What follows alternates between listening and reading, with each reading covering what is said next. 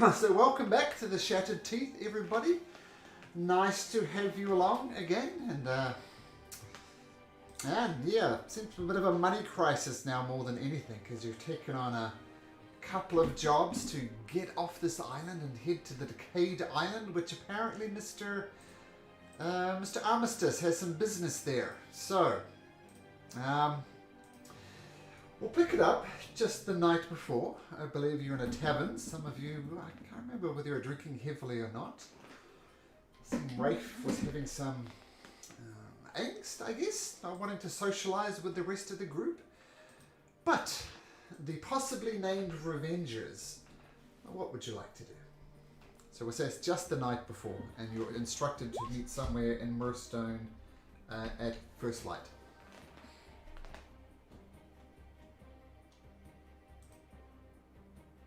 We're going back to some parts of sleep, right? That's next on the list for the night. Yeah, I think just finding a place to sleep Yeah. in, and then heading out right away. Okay, well, if nothing else you want to do, I mean, there's a couple of inns here. We'll just say, if you like, you don't need to go into too much detail, you spend a couple silver pieces each, and you can take a long rest easily enough. So Eris spends a few silver pieces. I'm just Zero money. I'll She is just now pay liquor for day. everybody's room. Sugar day now. That's right. Hard times, hard times. Yeah, Eris will begrudgingly pay for people. Thanks, man. Eris, however, would like to stop at is it Mina's Mantra Bank? Really Yes. quickly? Absolutely. It is open 24 hours, so yeah, absolutely.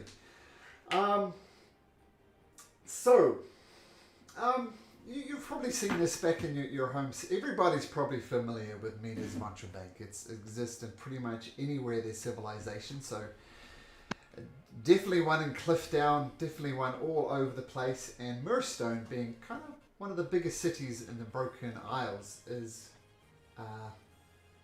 here as well. And you approach it, Eris, and the bank itself is a fairly small building, measures about 10 foot by 10 foot. And the outside of the building has a plain sign that reads, Mina's Mantra Bank, for all of your banking and money transfer needs. Established 380 PD, as in post of urgence. Heading on in, Eris? Yep, I'll head on in. Okay, the inside of the bank is also plain.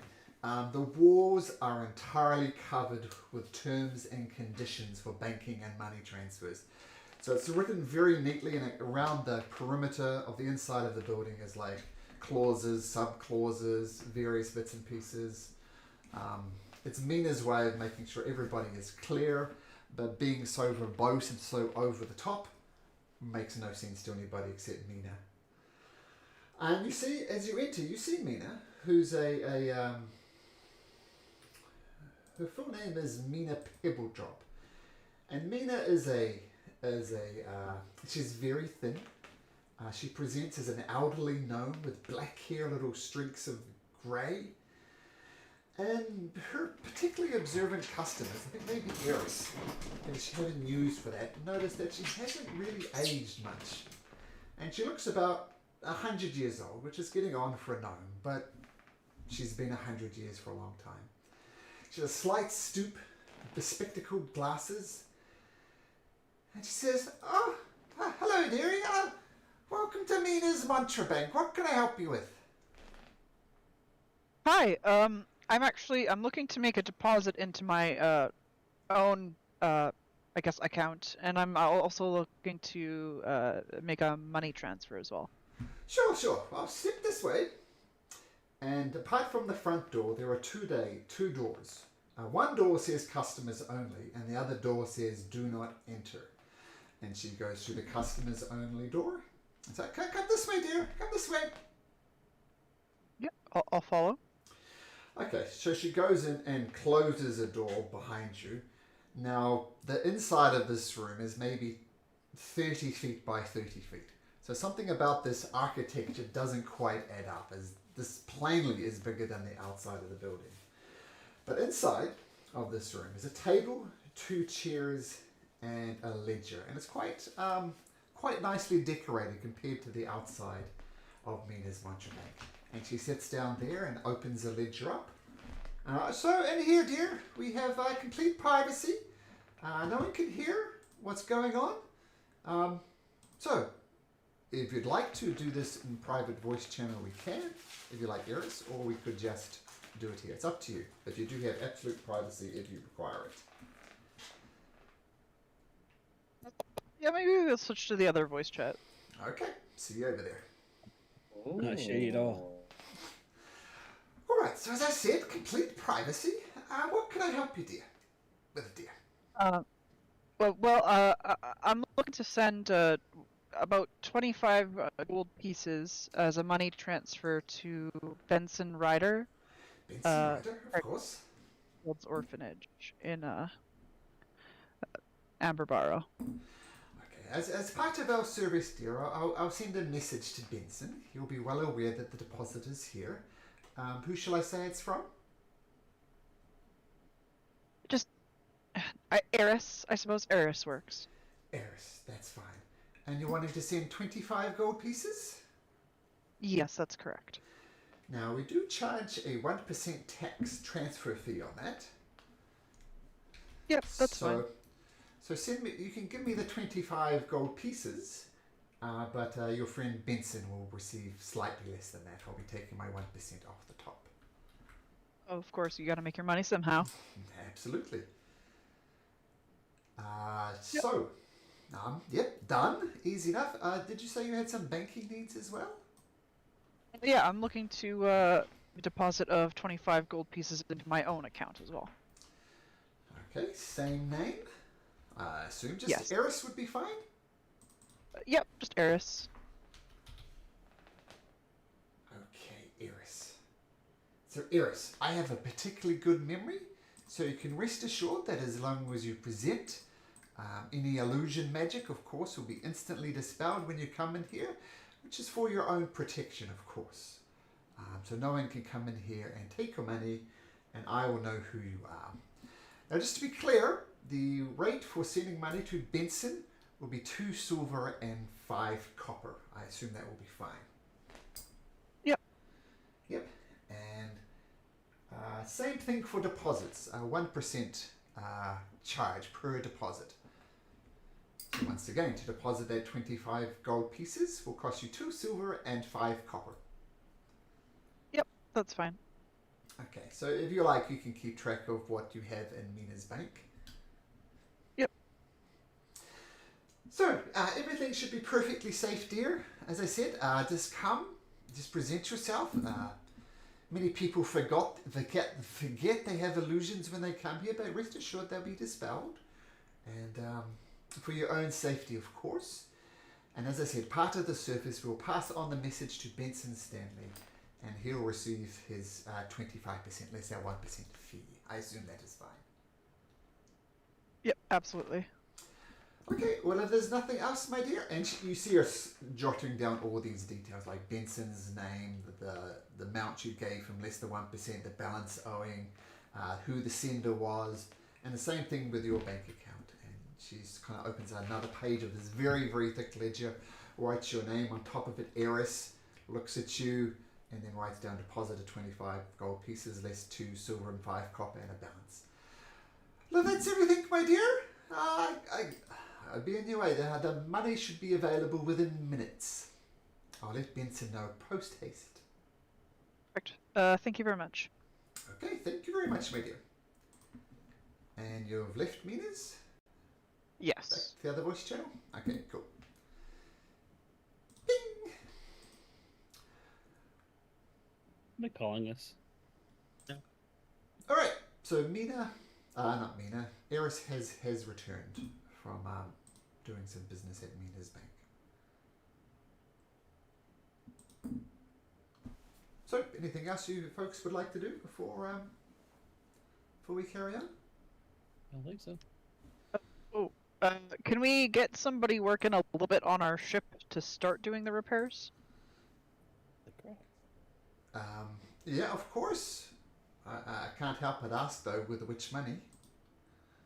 I do still have some. I have 37 left after all that 37 shenaniganery. gold? Okay. Yeah.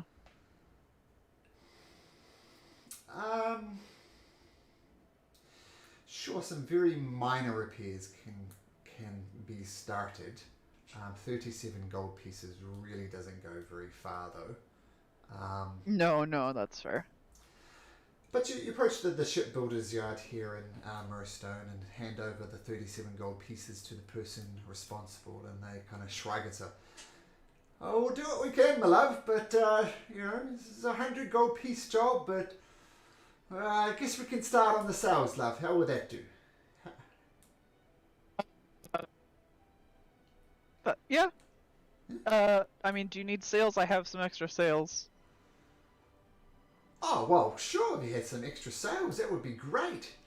It's not as easy just having a sail, of course. We have to mount it, attach the ropes, secure the ropes, make sure everything is balanced.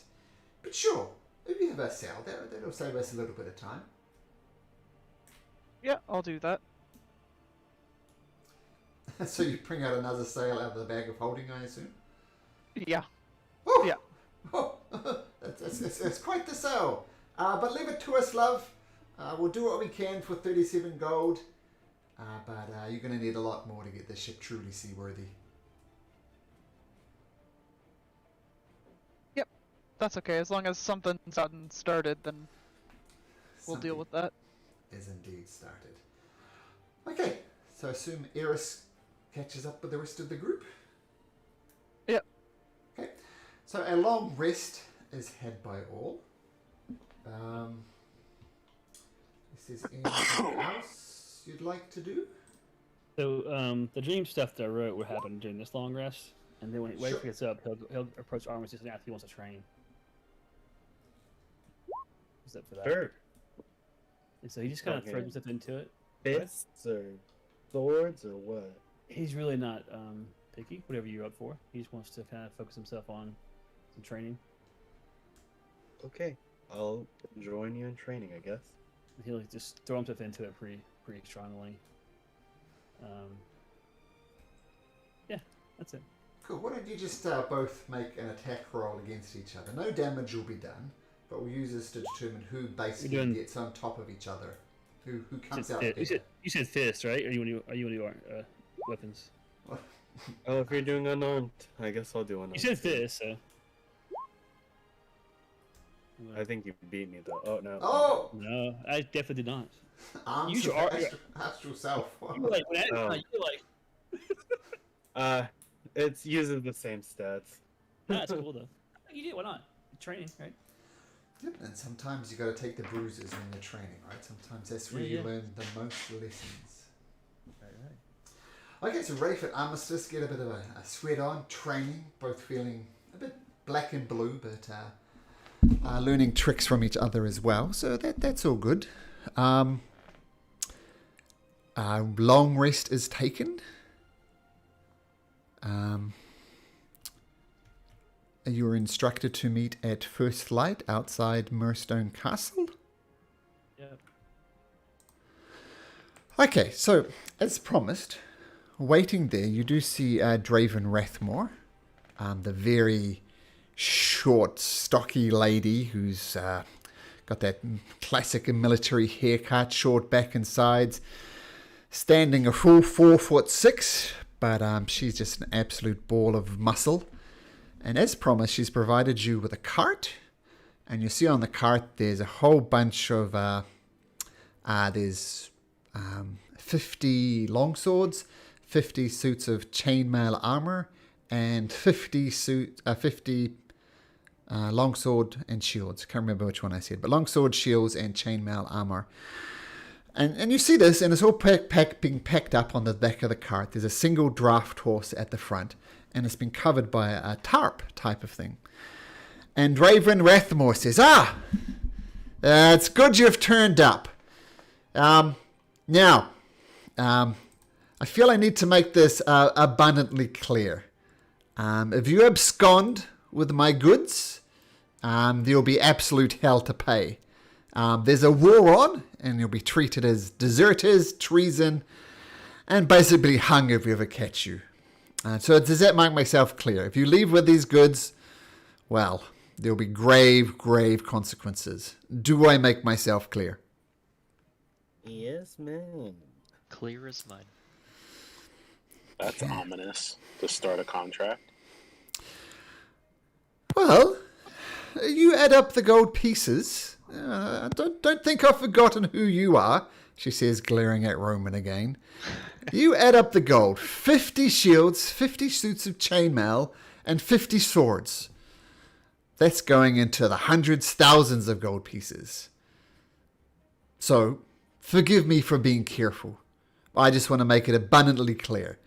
If you abscond with these things, well, there will be hell to pay. Is that fair enough, Roman? Is that to your liking? Absolutely. Trust me, I'm not taking anything. Good. I mean, from what I've heard from Winston Bellow, you're resourceful, but he thinks you'll be up for this type of job. Now, you'll be following the Merchant's Way. I'll try to go across to the map of the Broken Isles. Here we go. Yeah, so there's the Merchant Way, which will take you directly to Mornstead. So just basically follow the road. You'll likely see the odd assembled patrol going back and forth along the way. But I'll provide you with this writ. And she brings out a very formal looking document with a wax seal at the bottom bearing the crest of the Wonderman Assembling. And listing all your names and where you're from. Everybody's from Clifton, once again, apparently. And the fact that you're under her orders to bring this post-haste to Mornstead, and that any assembled should just give them the right of way. This is a matter of utmost urgency. So present this with any assembled folks you might come across. And it should take you the best part of a day. So I suspect everything going well, you'll be fine. So assuming no hassles, I'm thinking there are no hassles. But if there are no hassles, you should arrive there just before dusk. So unless there's any other questions, Good. Nope. Let's get her done. okay. So I'll let you go, and I hope to see you back in a couple of days, and we can talk about and we can go through the recompense. But I'm assuming no trouble. The entire islands are firmly under the control of the Wonderman Assembly, so you should be fine. But I'll let you be on your way.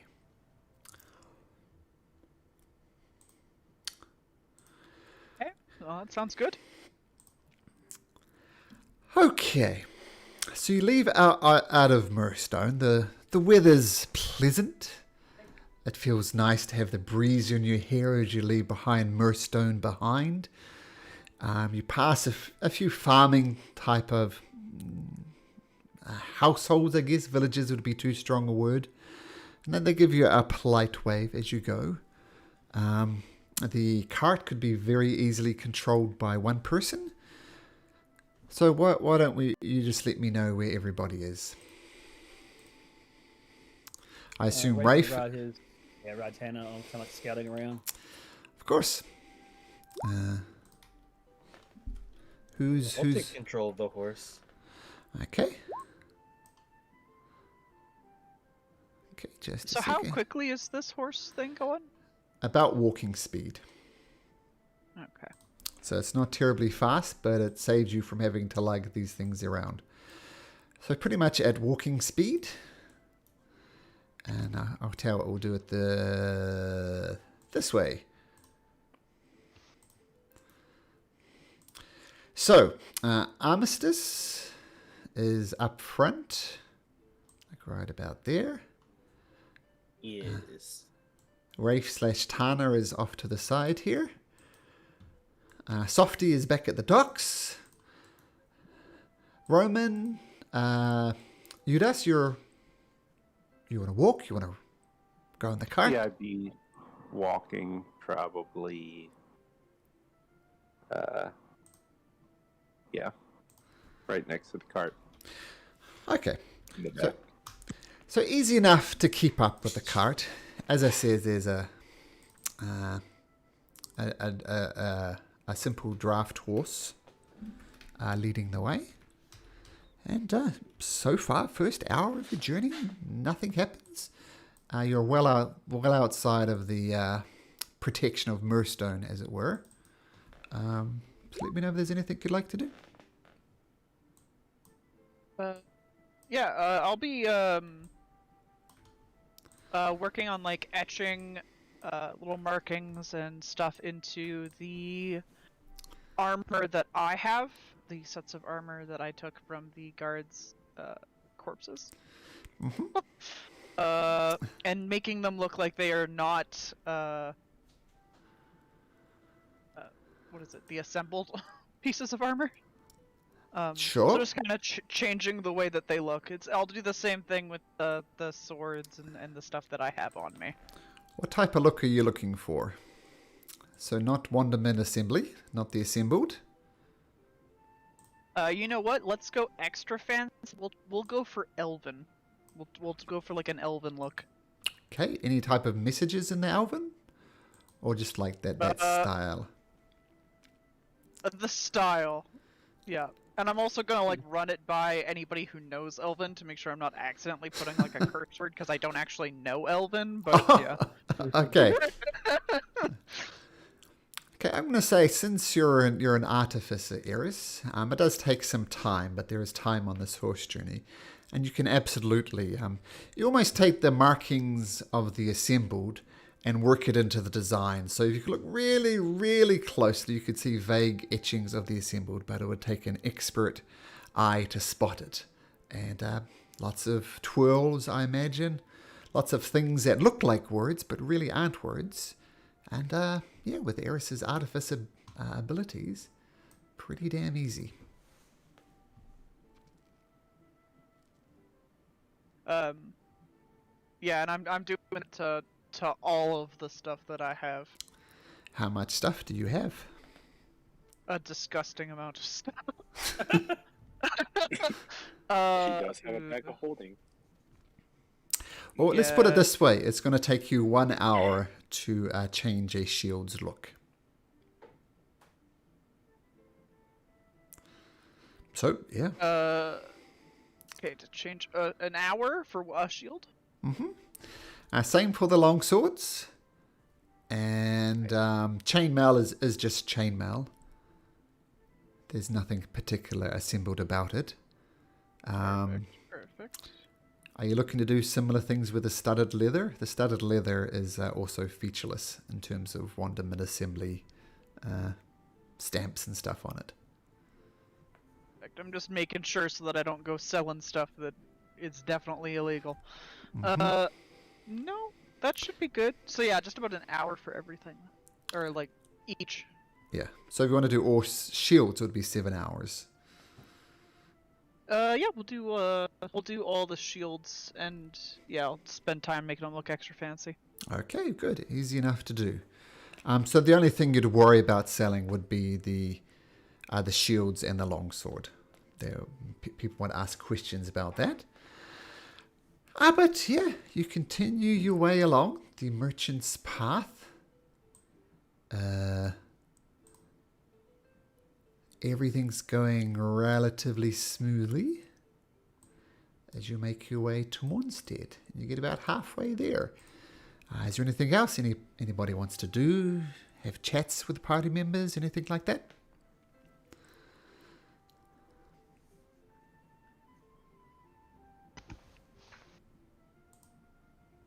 It definitely sounds like a no. Yeah. I don't think so. We're all washed up. All right. In that case, Mr. Soren, can you make me a wisdom saving throw, please? Yes. Got me right as I put a chip in my mouth. Always the way. Am I making it again? Wisdom saving throw. Oh, I'm so good at these. See? Well, that's a good roll. That is. If you remember what happened when you were visiting the merchant, and you all remember Soren just clutching his head, falling down and holding his head and looking very, very uncomfortable, that happens again. So you just see Soren grab his head, let out a little yelp, and just collapse into almost a fetal position on the ground, rocking back and forth. And what we discussed before, Soren, that's what happens again. Do you need me to remind you, or are you good? No. Yeah, I so got it. the same thing happens. So what do you guys do? You see Soren on the ground, grabbing his head, just writhing around in the pain and absolute agony, letting out grunts and yelps of pain. Raves is scouting the range, so the area, so I don't think he sees it. Yep, that would be fair. Yep. Someone put him in a chokehold. I'm gonna get off the wagon at this point and go like, yeah, I'm not dealing with this. I'm walking. Okay. So Roman jumps off. I'm gonna walk over here. Sure. I'm gonna actually Help walk him! a little faster He's in than the pain! wagon. He's in pain, Eris. Udas would walk over, but if he remembers correctly, there's nothing he can do but wait until it passes. So Okay, so it sounds like watching with more concern than Roman, but figuring there's not much you can do. What about Armistice I and don't Eris? think you guys remember, he bit my brother once. Did he bite He me? bit me. He bit somebody. And I'm not next. You bit, I mean, I don't think you bit him. You only bit Rafe, I think. Yeah, I only bit Rafe. Oh, okay. Are It's a you bro okay, thing. buddy? And I'm gonna like poke him with Dick. like one of the ends of the swords that I'm working on, but just like gently. Gently pierce a kidney. Who's like, get out of my head. It doesn't Okay. really respond to the gentle nudge with the sword hilt. Just screaming in pain. I mean, I could smack him with it. Yes, give me more pain whilst in pain. It'll distract you. I mean, I'm in pain. You do what you gotta do, man. It does I'm sound just like on the something, ground but does- screaming, holding my head. Hmm It does add up, actually. Yeah, you should hit him. I vote to hit him. do not hit him. It You're won't not pass. the wagon. What will happen can be if you entertaining. hit him? Oh god, he rolls out of the cart in pain. Oh. Udas was watching. He'd catch him. Or at least I did. If he was rolling out of the cart. Okay, I think with Eudas's frame, you don't so much as catch him, but help break his fall so he doesn't land awkwardly on his ankle and twist it. So he falls off the ground. Udas kind of catches him in his arm and gently lowers him down to the ground. Soren, you're still same thing, rolling around in agony, holding your head. I don't can, think it will do anything, but magical awareness, is there anything magic going on here? That's a good question. I'm going to say magical awareness, no. Okay. That works. Let me just look something up.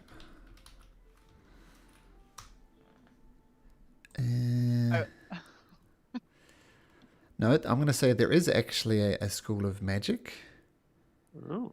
and it's very faint, but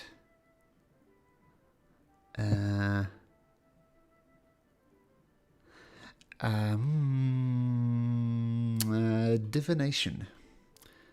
Very faint school of divination. It's faint, but it's there. Someone is watching him or messing with him. You should kiss him and give the person a show. What? I wouldn't do that. He's bitten somebody. We should tie him up for now so he doesn't hurt himself and fall off the cart again. As you're pondering what to do, Soren, with your trusted companion, it fades, and you're yourself again. Cool. I'd like to imagine Eris is like mid taking the rope out of her back. So Soren will like put his hand on like Udis' shoulder to like help himself stand up and just say thank you and kind of explain that he really does not know what's going on and why this is happening. Do I believe him? Why don't you both whisper me a... you can make an insight plus plain old insight, but Soren, you can whisper me either a deception or a persuasion. Can I do the same? Yep. Oh, wow. I believe you. You're good. So just make sure you whisper yours, Soren. It's persuasion, deception, insight. That's up to you. It's up If to you're me, hey? If you're deceiving, it's deception. If you're persuading, it's persuasion. So this is why I want you to roll in secret, so they don't know. I'm just making sure I click the right thing. Whisper rolls, always whisper. Okay, it should whisper.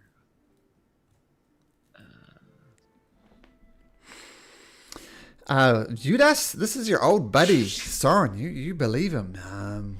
He looks very trust- confused, and you buy into it. Sorry, Udas, carry on. Oh, no worries. I trust him. Yeah. Yeah. Roman, you're good at reading people. It's one of your things. You pride yourself on your insight. And you believe Soren as well. He doesn't have a clue what's going on.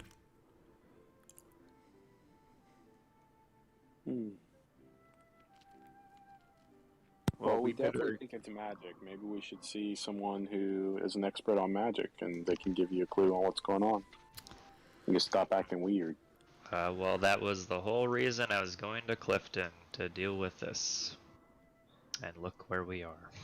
Who's in Clifton? Anything about information on what happened to me? Not a specific When did- person, but like there's knowledge and stuff on my chain. When did this start? Like this head thing? Yeah. You guys You know, have biting experienced people. both times it's happened. The whole biting people thing has been... I think it's been like probably 3 months, 4 months now. Yep. Yeah. That I've been changed from my normal little, not half-dead self. And they're related. Yes. Most likely. Spooky. Well, maybe we can find someone to look at you in whatever the name of the city is we're heading to. You gotta get your fix before you get yourself or one of us killed. We're infected with whatever you have. You can't catch what I have, don't worry. How do you know? Because I have it. Rafe would already be one of them. Boom. Maybe it takes more than just biting someone. Maybe it's just a sneeze. Oh, it takes a sneeze. No, it takes more than that. I went through a lot of shit for what happened to me. I think I've told Udas and Rafe what happened to me. I don't think I've actually told anyone Yep. else. Haven't told anybody else. So if you'd like to share, that'd be great. No one else has talked to him and asked him. Yeah, they're the only two that I've asked. What happened to you? Wow, good, nice. Well, since you so politely asked, he'll like crawl onto the cart, tell him his grand story while we travel. Makes sense. Good time. Long flow yeah. route. So pretty much, long story short, my family was taken by what I now know as mind flayers. I believe my family to have been killed, and we were tortured a bunch, and I'm pretty sure I died, but then I woke up and I'm not dead, and I have magical powers. Did they put a tadpole in your brain? I have no idea. I do have, I think it's on roll 20. I gotta check my character sheet. I have actual like stuff written in here. So I can give you guys an actual.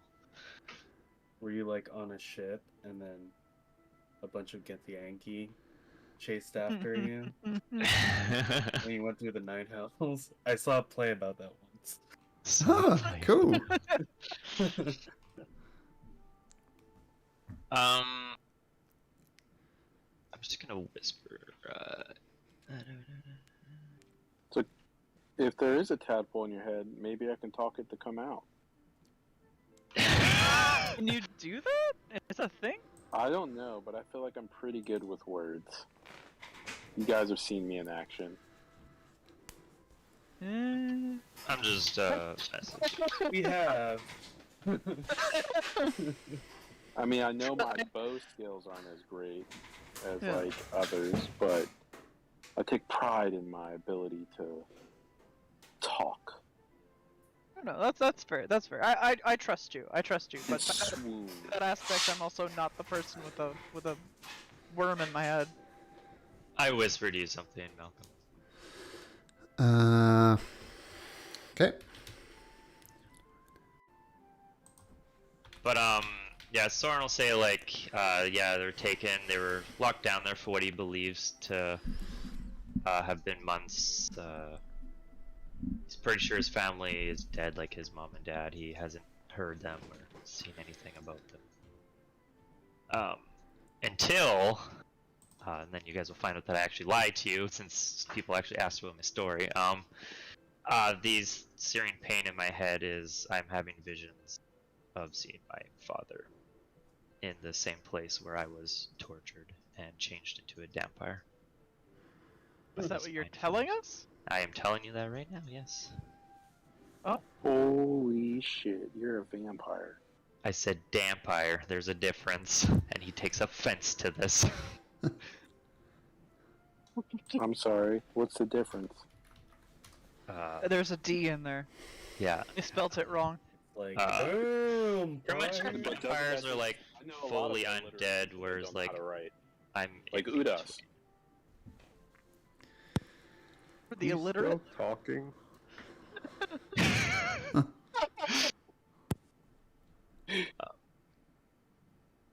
So pretty much vampires are stuck in between life and death. A vampire is like fully dead. Oh. So like vampires can still get like hungers. Some of them vary, opposed to like vampires who like to bite people and change them. I can't actually change anyone by biting them. Well, that's good because you definitely bit Rafe earlier. Yep. Yep. And yeah, as for the whole tadpole thing, I have no idea. I've never heard of this tadpole thing you're talking about. That's All okay. all I know is I was taken, tortured. There's scars all over my body, and when I woke up, I could speak these weird guttural languages and had magic, which I never had before in my life at So all. so question though, is the whole sitting in the corner by your lonesome Manu thing, or is that just like, did you have that issue before? That's new. Okay. I don't really know how to deal with my hunger. I used to be a very outgoing, happy-go-lucky person, but since this happened, as you've seen with Rafe, I can't control it, and I lashed out and hurt people, even though I didn't want to do that. I mean, when I'm hungry, I usually just eat. It's not a food thing. I feed off of pain. Oh, Yikes. Yeah. So Well, I mean, this what- got awkward. yeah, what type of pain? Because like this conversation is slightly painful. Are you feeling good about that or no. no? Okay. Well, I So you're not not like not. an energy vampire. I Not don't. like a It's not just. social awkwardness vampire. It's not pain per se. It's I feed mainly off of strong emotions and feelings, and pain is the easiest to acquire. Because as with our group, none of you are overly happy and cheerful. So, You have to create the pain, they said, right? When you caused. well, it's easy to create pain. Yeah, but you have to create the emotion. It's not one. It's not what emotions people feel or anything. Yeah. We asked you that last time. Jeez. So, like, how often do you need to eat, quote unquote? I'm good for like a day. After the second day, like you'll notice my eyes start to fade from the purple to they slowly start to fade to like a darker red. If they get like really dark red, you should just not come near me. So And question. that's usually after about 2 days. Or just feed you. Is it like pain like, oh, I stubbed my toe, or pain like, oh, I lost my arm? Like a fear from the pain. Like I cause pain to pretty much provoke them to be scared and have immense fear, and I can feed off of that fear. So if someone volunteers to do it, they wouldn't really be afraid of it? Well, if you volunteer, exactly, it defeats the Yeah. purpose. Like, you're not Yeah. gonna be scared if you're volunteering to do it. Yeah. I mean, if anyone wants to share like immense happiness and joy, I would prefer that over fear, but not really. You have to something cause you it, come though. across. Yeah. I don't have to cause it. I just have to be like present around it and Well- experience it. Well, I mean, because I told you before, like I was ready for going through some pain yesterday. You have to cause it, right? Or would you had known It's- that? I don't really feed off pain. Maybe I described that wrong. It's more of like emotions, so like fear. Fear, not pain. Yeah. The pain provokes You the were in fear pain to come out. yesterday? Yeah, I mean, Rafe was obviously going through something. I wrote about it. Too, Was it so. obvious? You didn't I thought say it was anything obvious. to us. He's not gonna say stuff. That's not who he is. Well, I mean, you just said you're in pain, so now you have said Oh stuff. no! Well, I mean, yeah. Rafe's not there. This is player talking. Oh, okay.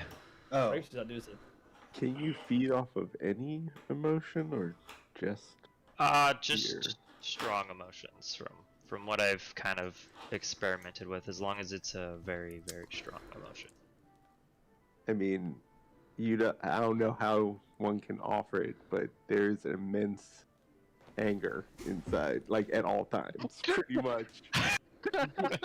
Like emotional, deep pain and anger that he is just always holding inside. So if you can tap into that, it's yours. Is there like a biting aspect to this, or just like proximity? Are you like a magnet? Do we have to hold you up? What are the specifics? Fuck. You guys are just gonna keep prying on this, aren't you? Oh, well, yeah. So How he's many just hours gonna. He's just gonna say it, like, he's just gonna out with it. So when I go off randomly, I go out into the woods and torture animals and leave them on the brink of death. what? Great. You- So we you have a fucking asked- sociopath no, with us. you- Oh, It's that, or I just start biting you guys, so. You decide. I do not feel good about it. As someone who grew up on a farm and raised animals, I feel absolutely horrible about it. But it's that or attack people. I don't enjoy one single thing about this. you know, you should be like an assassin. That would be a good job for you. Because every time you assassinate somebody, you could just eat their fear. I don't want to kill people. I became an adventurer because I was saved by a group of adventurers, so I want to help people. That's why I wanted to go on an adventure and to learn more about what happened. You're helping You know, people when you're an assassin. Like, That's you- it's not the type you- of help I mean, you want are to killing provide. people, but somebody's hiring you, and you're helping them. technically. It's What, not if you're kinda- killing bad people? Would that soothe your conscience? I mean, depends on your perspective of bad people, I guess. Pick a Like side, people. then the like- other side becomes bad. Damn it. Look at that. Ignore No, that no. last bit, my at whispering. Armistice, that's the second part to you. Second part to Oh. you. When you do like a soft carriage return, like a shift enter to go down a line, it still Yeah. does two things. So I'll learn my lesson at some point. Yeah, I'll let the party know that I see some smoke rising. Do you guys want to avoid it, or should we approach it? I know we're on a time crunch, so I want to get your guys' opinion first. Stay So- on the road. It's on the Rafe road. supposed to hear this? Can you call Rafe anything, or he see it, or What? Rafe see this? No. Rafe, no, Okay. you don't. I mean, this is Armistice has the passive perception off the charts now, so this is why Armistice saw it. Cool. I am a great scout. Yeah, he's one of the force to do is stay ahead. But yeah, I mean, okay, so he's not there then. Is You said it? it's on the road? Yeah, like where we're going. Yep, right in your way. It's maybe about half an hour away. As I said, it's very faint. I mean, it's not like a city on fire or anything like that, or even a house. So you think maybe it's a bonfire? But it strikes you odd, like why would anybody be making a bonfire at this time of day? But you do see the faint smoke rising nevertheless. I'll just tell everyone to stay on guard, and then I'll ask Rafe to check it out. without Rafe giving comes away galloping over. information. I love it. So Rafe's with the group now. Okay. Yeah, so he'll of course we've had to hear from Armistice what it is, and well, goes try to see what it is. Try to stay back about 50 feet or so. Okay, so you're taking off ahead of the group to give Yes. a report. Okay. Yes.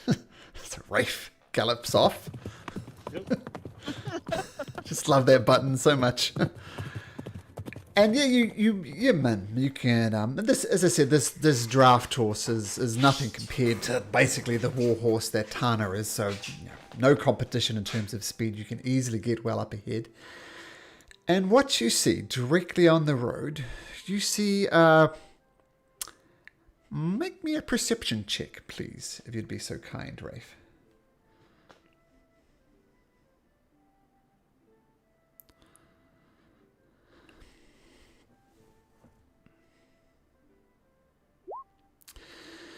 So you get to where you can make out some details, and what you notice, firstly, this bonfire, is you look around and there's lots of burn marks on the ground, like some of them quite large. And it's not like the whole area has been put on fire, but at certain places there's huge things like 40 feet across, that sort of distance, just huge burn marks in the ground. And I think with the perception you notice from some of these burn marks, some bodies have been dragged from there and placed into the center. And you see a figure, quite a large figure, like maybe 7 foot tall. It's wearing purple robes, has long green flowing hair. And you recognize this as a creature you've heard about before but haven't seen a lot of. It's a furbolg. Okay. And it's tending to them somehow. It's like arranging them in a pile. Okay. He needs to go back and report back to the group what he sees. And then and then it's going to suggest that we go check it out. I'm attending to him. He's a furbolg, which I think we know furbolgs are generally speaking, are really gentle people, right?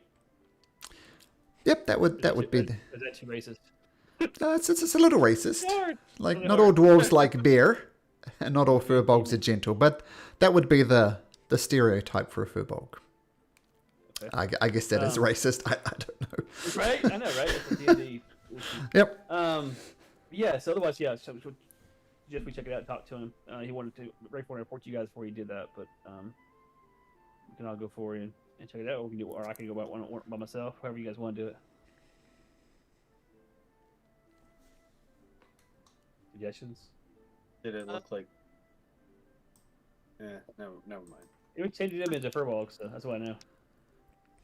It's changing them into dead people, so I don't think that it's it was a cause of it, but I don't know for sure. We could always stop and see if they have anything useful that might help us on our journey. On the way anyway. I mean. Yeah, I mean, if he flags us down, then. But it's not in the middle of the road, right? So. Yep. We're going to pass him as we go by anyway. So. Slightly, Yeah, he's arranged the body slightly off the road, because it's it would be rude otherwise. So you could pass by on the road easily enough, but it's just to the side. Yeah, if he flags us down, I think it would be fine to see what he wants as long as we're on guard. If he doesn't, then we can pass. Okay. I mean, we go past. We can walk past him. Rafe will go over and talk to him as we go past. He can always catch up and check out what's going on. He can't just walk by that without just check out what's going on. No, that's fair. That's fair. But it might be better if we all stay as a group just in case there's like a trap or something. Sure. Because this horse is slow. Yeah. Okay. We're gonna walk up to the group, and then as we walk by, Rafe's gonna kind of pull off the group and kind of check and see what's going on. Okay, so you approach it with that Tana with Rafe on top and Udas kind of walking beside. And as you get within about 50 feet or so, you see this furbolg. And he raises his arms and says, hello there. Hi, can... do you know what happened here? Well, I mean, we just got here ourselves. We were also hoping you knew what happened. Well, I came and there were fires aplenty off in the fields. I managed to call upon the Earth Mother, and she helped me quench the fires, which was great. But then these burned, charred bodies. I don't know what happened. I mean, but presumably there's been a battle at some point. But beyond that, I don't know. They ought to be members of the Assembled. Man, they've all been burnt to a crisp. I really don't know. How long have you been here? Oh, about an hour. Okay, so they haven't been a while. Eris, do you mind coming checking out these folks to see if you notice anything? I don't think we have any type of clear, but you're good at studying things. I can take a look. Yeah, I don't know if I'll be that great at it, but I'll try. If you'd be so kind, miss, that would be great. And he points out 3 or 4 areas, sort of about 100 feet around the road where these big fires were. And you see, I said they're about 40 feet across, something like that. And you see very obvious drag marks where he's dragged them all into this pyre to put them together. And any help you could give, miss, would be great. I mean, I'm at a loss. I don't know what could do this. I mean, when I found them, their swords were drawn. Some of them had bows. Their bows drawn. I really don't know. Can I tell if he's telling the truth? You make an insight check. What I was doing, I was just telling the truth. I just want to know if you know what my impression of him. Okay. Yep. Okay. And let me whisper to Roman. And Armistice. In that, Rafe, Roman, and Armistice, you believe that what he's saying. He looks generally confused and concerned, and he's paying due respect to these bodies, but he just looks confused and sad would be the emotions. So yeah, I dragged them from there, and I don't know. I mean, do we need to be worried? Is there some great evil upon this land? I mean, it broke my heart to see the trees and the flowers burnt to a crisp as well. But these lives, these humans, surely they didn't deserve this. Miss, could you have a look? I think your friend said you were good at looking at things. If you'd be so kind. Yeah. So first, Eris is just going to kind of try to take a look at the areas that are already scorched and try to figure out kind of what angle they came from. Okay. That should hopefully be easy. Survival. Check, please. Survival check. I was gonna look for any kind of tracks. Well, you hit about 100 feet away from this pyre of bodies, and you see these large scorch areas. And with Rafe's help, I thought that was Eris's role, but with Rafe's help, you have a look closely. What's interesting is it seems to have come from above. Like all the trees have kind of burnt in a particular way and kind of bend outwards in certain projections. It seems as if whatever it was came from the air. Okay. Did it seem like it was particularly low flying? You should be able to tell from the burning tree tips, right? I'm just going to say with a 17, you're not sure. Just that it came from above. Could be 10 feet, could be 100 feet. You don't know with a 17. I mean, other than the obvious, like, dragons, is there anything that comes to mind that would be a flying creature that either spits fire or emits fire? Make a nature check.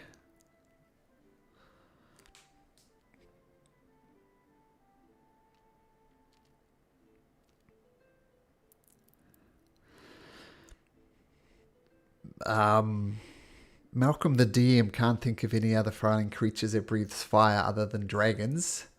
If So anybody... I'm gonna take as God's word that it's probably a dragon. Well, I'm telling you, it came from the air, and there's fire on the ground, and you know of no other creatures other than dragons that do that. So I'll let you draw your own conclusions from that. Hey, can we not fight a dragon? Yeah, do we, sorry, what was your name again? Oh, sorry.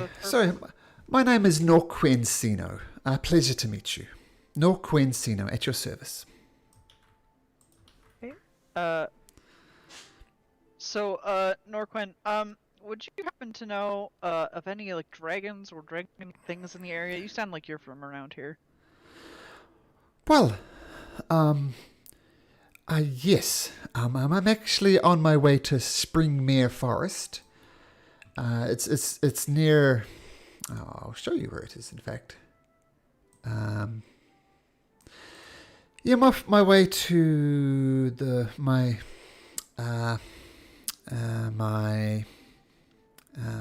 grove in Springmere Forest. It actually borders Mornstead, if you're familiar with the Mornstead. I was on my way there. But to answer your question, miss, I have seen some dragons in the forest. They were green in coloration. I've heard rumors of ones more in the northern mountain range.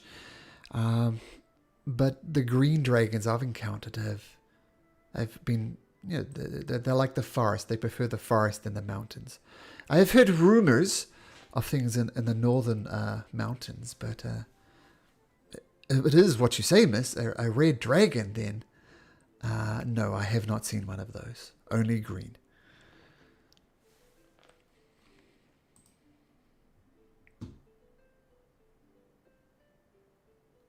Yeah, I think we should keep moving forward as quickly as possible. We got some stuff to deliver, and then we got to get back and, do more stuff.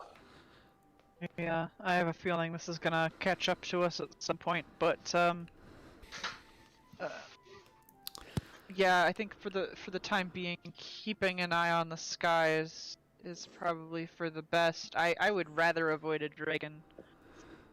at all cost, if I'm honest. Any sort of dragons, they kind of bug me out a little bit. Well, yes, flying lizards that breathe fire. Yes, best avoided. I've finished praying to the Earth Mother. That's all I could do with these poor souls. Are you heading to Mornstead? Yeah, My- we are. Yeah, you wanna come with us? It's probably safer. Oh, I'd be delighted. I'm happy to pay. I don't really get money though. But if this is a necessary thing, I'm happy to pay. Not so much for the speed, because I see you traveling quite slowly. But safety in numbers and all that. Do you require payment? Nah, I don't think we will. I mean, we're heading there anyways. It should be okay. Yeah, I'm kind of doubt by these this dragon stuff. So yeah, another person, another something to have me not get ate is probably pretty good. Well, Meat shield. you are kind Warren. folks. I'm not sure what that was, but that's okay. I feel bad though, so I'll tell you what I do. And you see him cast a spell. Heroes Feast. Heroes Feast. You would be lucky. It is not Heroes Feast, but what it is, he reaches into his hand and he waves his hand around. He's obviously casting some type of spell, and yet there's vines appearing on his hand, and then pop, pop, pop, pop, pop, pop. 10 berries appear in his hand. My man. And he says, so these are berries from the Earth Mother herself. This will not only keep you satiated for the entire day, but it'll also heal you just a little tiny bit. But please, take one each. And he hands you a berry to each one of these things. And if this wasn't obvious for the players, this is, in fact, good berries. So good enough for a day's worth of food, and will restore 1 hit point if you eat them. They do expire after 24 hours, though. So please, take one of these. And I say that the Earth Mother has blessed them. They will satiate you, and they will even heal you. So please, if you come across a dragon, maybe, I hope not, the next 24 hours, and please take one of these. Could bring back people knocked out. So yes, the Earth Mother's gift that I pass on freely to you. Yeah, Eris will take one. I will take one as well. Okay. Yep. I'm assuming everybody's taking one. Yes. Oh yes, thank you. You're welcome. So, are you a healer? I'm not a healer, but I can heal people through the power of the Earth Mother. I do not do the healing myself. I think we should keep this guy around a little longer. What do you guys think? I mean, free food. You know how much money you'll save me? Well, I'm happy to go with you as far as Moonstead, of course. I do have my grove to tend to. It's not far from Moonstead. Maybe if you have some, maybe we could spend the night in my grove. It's not that far from Moonstead. You could meet my family. Stays in this grove? Oh no, it's more like a family grove. There's me and my 7 brothers and my parents. Have you ever thought about going adventuring and saving the world? Because we're heroes. Well, but I think you kind of led with something there. You're saving the world. How exactly are you saving the world? Well, I don't know if you heard, but the world's in the middle of a chaos and all this war stuff going on. And I don't know if you also heard, but there's these like weird bald monk people that are like sucking the souls out of people. Oh, We're planning on stopping that too. Right, guys? oh. Yeah. Mm-hmm. Uh-huh. Well, those are noble goals indeed. I mean, that's fantastic. Tell you what, let's get to know each other a little bit on the road, and we'll see where this takes us. As I said, you're more than welcome to spend time in my grove. It's just 10 minutes outside of Mornstead, in the Springmere Forest. And, you know, the forest needs taking care of. I like to think of me and my brothers and my parents as keepers of the forest. But if what you're anyway, I'll take it on board. But we'll see. We'll see. At this time, Eris will be going up to the draft horse, and casting a long strider on it. The quicker we can get off these roads, the better. Okay. Can you Would bring the up Long berry Strider work for on me? the horse, too? Well, but- long shot at work. Yeah, the horses love the berries. Absolutely. Could we use one of them on our horse? Nor can. Yeah, sure. I mean, that's how you pronounce it. Norquincino. Is this one? Norquin. Yep. Yeah, sure. I'm embarrassed to say I've made a grave social faux pas. I fed you people. I can tell that you're wide and varied. But I have not done my duties and cared for the Earth Mother's precious animals instead. And with that, Norquin jumps off the cart, goes up and walks beside the horse, kind of ruffles it behind the necks. You hear a Norquin whispering something in the horse's ear, and the horse, almost shakes on whinnies in delight, and he feeds it in a horseberry. And for now, he's just walking beside your draft horse.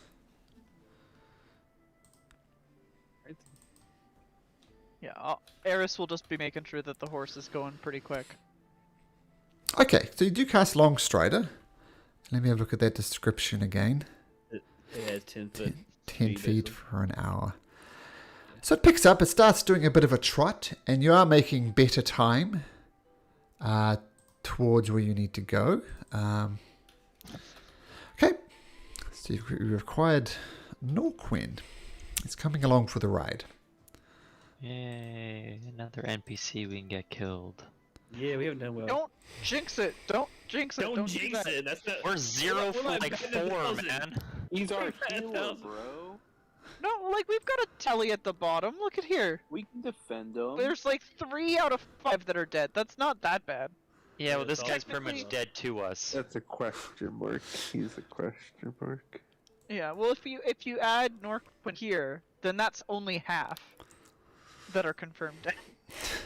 Confirmed dead. Jeez. There you go. It's better. That's like That's 50%. Look at that face, though. How could he be a bad guy? Look at that face. Come on. That's what we thought about the other girl. And then she stabbed Jeffrey. Look at that And face. George. That No, face. it was Jeffrey. I mean, that was just teenage angst. You can't blame us for that. And to be fair, we didn't see her icon until she killed him. Yeah. Oh, that's right. And she did have hair when you met her. Yeah. We're just gonna come away from this not trusting anybody who's bald, even if they're normal. Softy doesn't have a lot of hair. That is different. That is different. He can't see or hear properly, so we're fine. He probably doesn't even know he's bald. Oh, Softy. Oh, come on. Okay. So you carry on along your way, unless you have any other questions for Norquin. We can move on. Eh? Yeah. So, apart from this the grisly sight of these burned bodies, and even without, you don't even need to be as perceptive as Armistice to notice that the weapons they're carrying, the swords, the shields, the chainmail, is all effectively melted. So some of their bodies are infused with this melted stuff. It's quite unsettling. And it does further speak to you guys as well. You know, there would be an unnaturally hot fire to do this. And the dragon signs are just going ding, ding, ding, ding, ding, ding, ding, ding. Armistice? You asking something? Was Udis. this just a couple of guys, or did they have a cart? Was it just people, or were they something like us? There was 20 bodies altogether. There's no signs of a cart. You do remember Draven Rathmore saying patrols would go back and forth there between Mornstead and Murstone. So you suspect, maybe this was a patrol. Yeah, no, 20. That's what I wanted to know. Yeah, 20. So this thing wiped out 20. Okay. So you carry on your way, and you make it to Mornstead. Perhaps one of the easiest escort missions you've done. Yeah. Yeah. Apart from some burnt bodies, which is a bit off-putting. So Mornstead stands on the edge of the main island, right next to Springmere Forest, which is what Norquin explained. The town is dominated by a ward-off keep that looks just out over the shoreline. You suspect it's here to look for, any enemy vessels entering into the bay. You see various catapults and trebuchets and stuff mounted along its outer wall. One assumes to bombard ships that might come in. At the moment, it's just a ward-off keep. This is a fairly normal town. The most obvious thing here is a mill. You presume they're working with the lumber from here. There's shipyards here as well. Ships here. The bay itself is similarly barricaded as Murstone is with a naval blockade. The population at a guess, I'd say about 1,000 people. Once again, you saw various farmlands as you approach, people farming various things. And eventually you enter the town proper. There's inns, there's general goods stores. It's not quite as big as Murstone, but it's approaching Murstone. What would you like to do?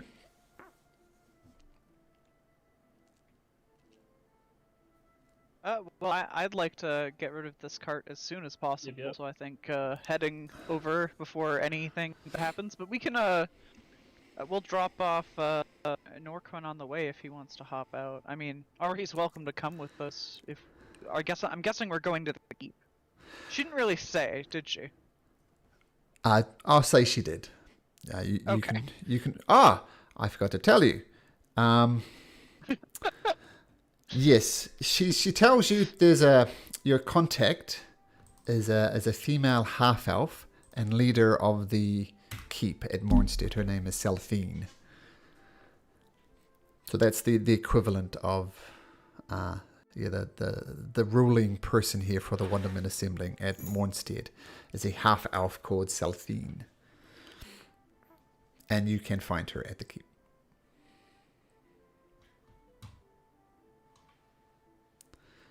Yeah, well, I think heading straight there and then taking a wee little bit of a break because I'm sure the horse is tired.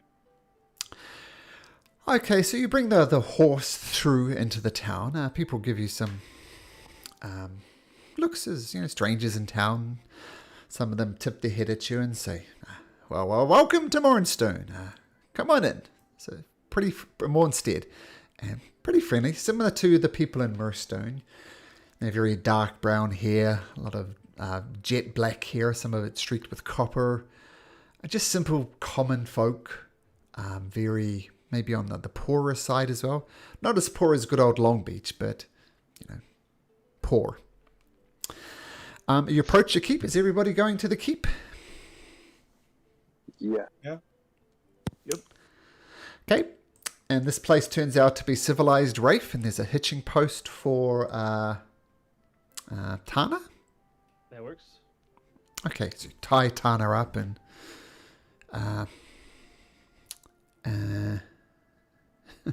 and you see a couple of guards outside, and it says, official Wonderman Assembly business only.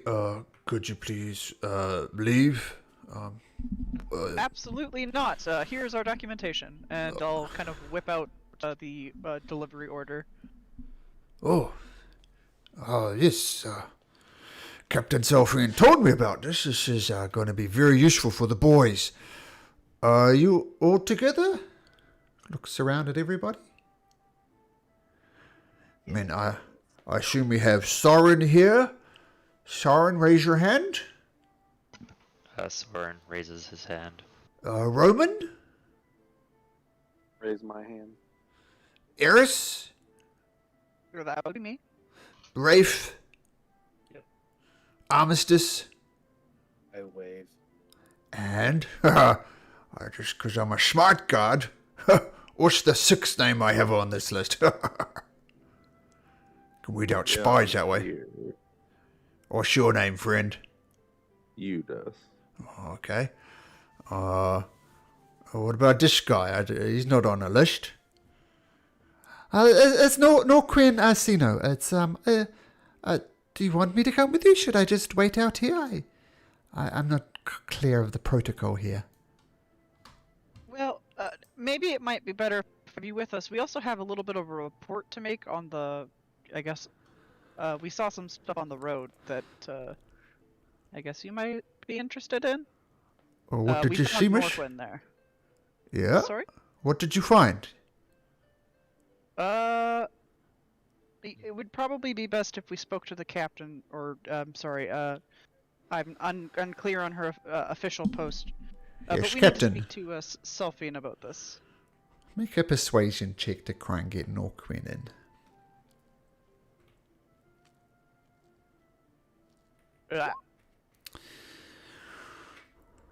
You say this is, maybe you should just tell me first, and if I think it's appropriate, I'll let you in. Here, do you mind if I just lean down and I'm gonna whisper it to you just to not cause any panic, if that is okay? Okay. Okay. Leans and down yeah, just I'm a gonna, little gonna lean down and say, yeah, we found like 20 burnt bodies on the road. Pretty sure there's a dragon that just killed a bunch of your people. Well, it's probably good you said that quietly, miss, because if what you say is true, well, a dragon is bad news. Anyway, follow me. Come along, Furbog, you can come too.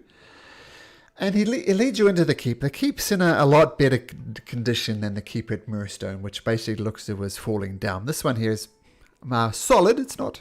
Could still do with a bit of mortar and concrete and bricks in various places, but pretty stable.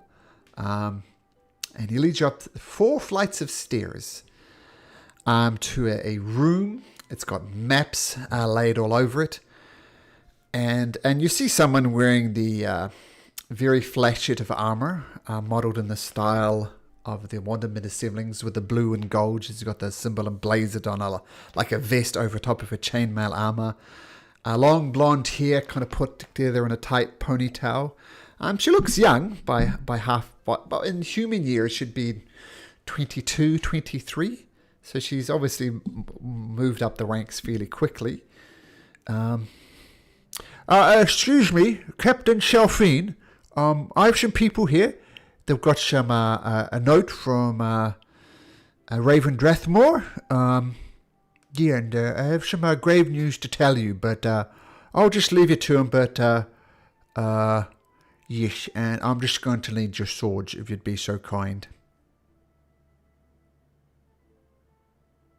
Swords, daggers, bows, anything like that. I'll hand it over. Yeah. Yep. Okay, I'll keep these in good. I'll just be over here. And he goes and under the weight of these numerous weapons and bows and stuff, he stands just off to the side, about 20 feet away from you. And Selphine kind of gets a bit of hair that's come away from her tight ponytail and pushes it back and says, "Well, hello. I'm Captain Selphine. I believe you've been sent here by Winston Bellow. What is it? What can I help you with?" He gave us a bunch of, or she gave us a bunch of weapons to deliver to you. Oh, I see. And she sends down one of her guards to the.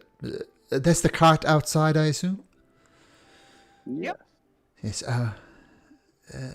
You, Nathan.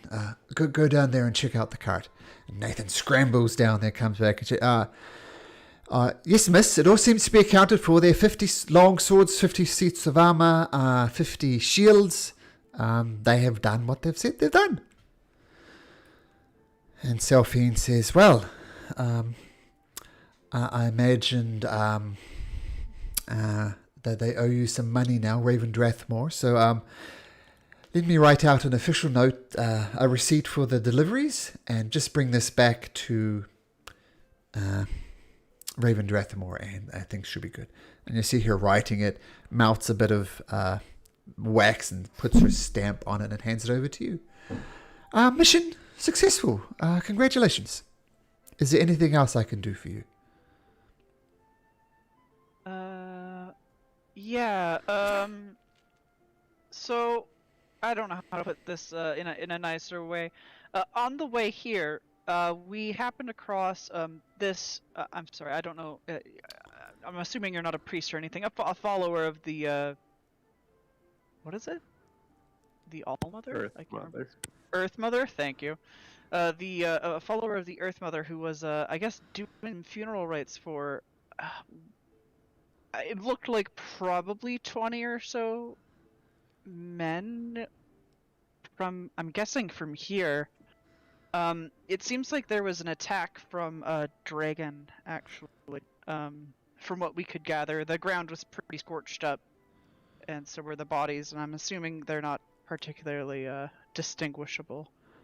Oh my! This is most grave news. I mean, I did send out a patrol, just keeping the merchant's way between Murstone and Mornstead open. Make sure there was no troubles with bandits or anything, but you say a dragon? What makes you think it's a dragon?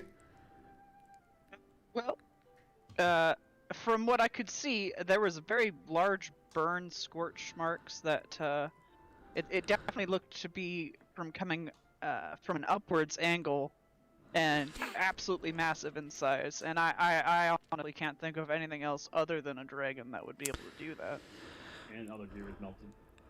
Well, Yeah. yes, that does speak to Dragonfire. Oh man, this is grave news if nothing else. Our numbers are down here in Mornstead. We do know of some very ancient dragons that go in the mountain range to the north.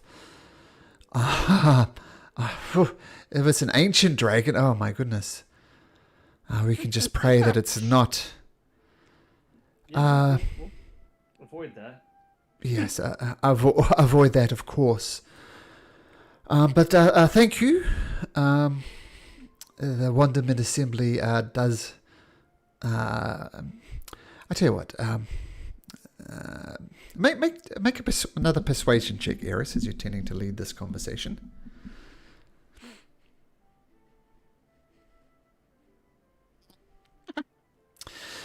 Well, I do believe you, and grave news. I here take 10 gold pieces as your service for the bringing this information. She hands out 10 gold pieces. If you're a bit more persuasive, Eris, that would have been a lot more. Buy yourself something nice. Yeah. So 10 GP, she just slides it over to you. Well, I need to get message to Raven. If it's the dragon from the north, then that's grave news indeed. But thank you. Is there any other business? Well, we were heading back to Murstone. If you have like an urgent letter that we'd be able to deliver, we do deliveries for a price, of course. But you know, would be more than willing to take your message back to Murstone to Or Captain anything Goodbye. else. Or anything else. Yes, we are delivery people. We deliver things. Well, We'll go let me talk to my quartermaster. Maybe we can rustle something up for you. And you've, I assume you had no trouble on the road apart from this rather grisly scene. No, it was pretty clear. Okay, well, let me talk to my quartermaster. And she flicks her finger, and all of a sudden, you hear an enormous explosion. Just. And it appears to come right from the base of this castle. And you feel the castle moving under your feet as if it's about to tip over any second. And that's where we're going to take a short break as I will put my kids to bed. But yep, loud explosion. The castle is swaying. Damn. Okay, be right back, guys. See you in a bit. Right.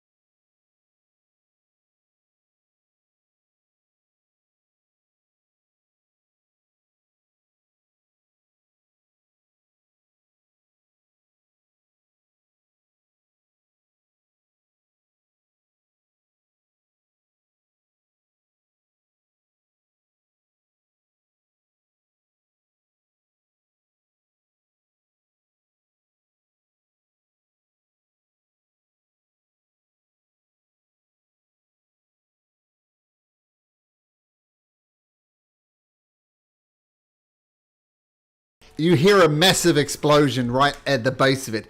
You feel the keep at Mornstead start shaking, start swaying back and forth. And you see Selphine saying, "Oh my god! We're under attack! Guards, look out the windows! Surely it's the dragon that's come to destroy us!" And you see guards dash to the windows and barely keeping their balance. Say, "No, miss! No, we do not see any dragons! We do not know what's going on. This is not a dragon attack! We need to get out of here! And you see some of them start rushing down the stairs, and you see one poor guy tries to get through, and a bit of mortar comes and crushes his leg, and he's stuck halfway down the stairways. You see some of them trying to get out the windows. Speaking of windows, there is a south-facing window which the tower is leading away from. Like, the tower is very much leading inland. So you think maybe if we went out the window on the far side, it would be easier. But on the far side, it's a bit trickier because there's a drop to a cliff. Remember I said it was built right on the edge of a cliff? So you could go out this way and avoid being crushed by the building, but you might end up falling off the cliff. Stairs are another option to you. And you also see exits to the east and west, like windows there as well. But there's lots of mortar rolling around those in particular. So tell you what, to keep things organized, why don't we roll into initiative? Just to give... That, don't we? Oh, there you go. Okay. Yeah, there we go. Yep. And I'll even roll in the old fell Norquin.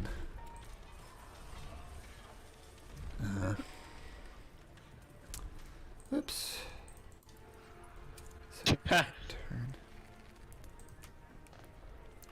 You're dead.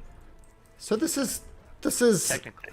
this is initially anyway. This is going to be more theater of the mind stuff. So, and don't think of it as 6 seconds of interactions. Think of it as what you would do. Rafe, if nothing else, you know that Tana is mounted at the bottom of this, and if the tower falls in the way that it's falling, then Tana is going to be squashed. So what does Rafe do? He's going to run toward Tana. How are you going to run towards Tana? You're on the 4th floor. Okay, so there's... Okay, remind me of the setup then. Okay. There's down the stairs, there's out the window, which goes toward the cliff, though, right? There's 4 windows you can go out. The south one is you can go out that one. You would know you won't get crushed by the keep, but you might fall down the cliff. So that's the decision you need to make. Of course, you could go through the way that the building is leaning, but you run the distinct risk of the keep falling on top of your head.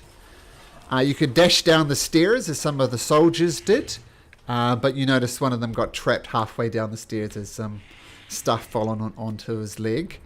And you could go to the east or west ones, but the building is crumbling particularly badly around those areas, so you run the risk of being crushed if you go east or west.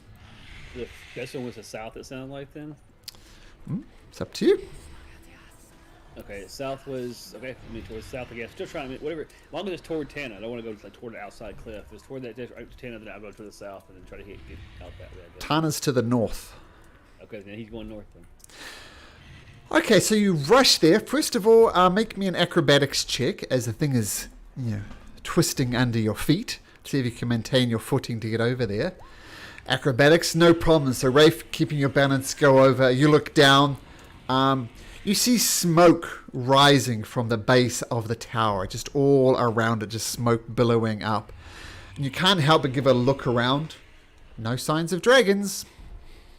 So what do? You're 40 feet up. So am I out the window? You're looking out the window. You're still 40 feet up, so you could jump if you like. Well, so it's 40 feet. That's pretty far. Do I see handholds? Do I see anything to climb down on? A roof to jump on? Well, fortunately, this place is crumbling, and there's handholds all over the place. Okay. Okay, so try to take the handhold to try to climb down.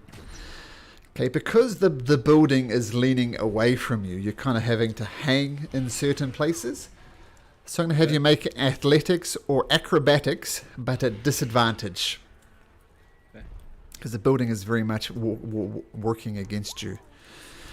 You scale down, no problem. Go down. And roll me a d20 if you'd be so kind, Rafe. Roll me a d20.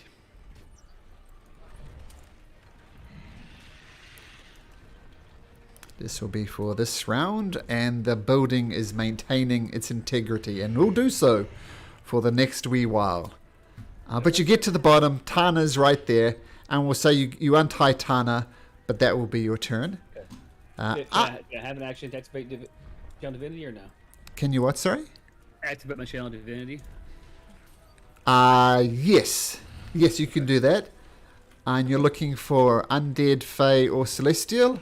No, not Divine Sin. It's Channel Divinity, where it's a I'll post it up here. I can find it. Sure. Basically, it's enhancing Tana's ability.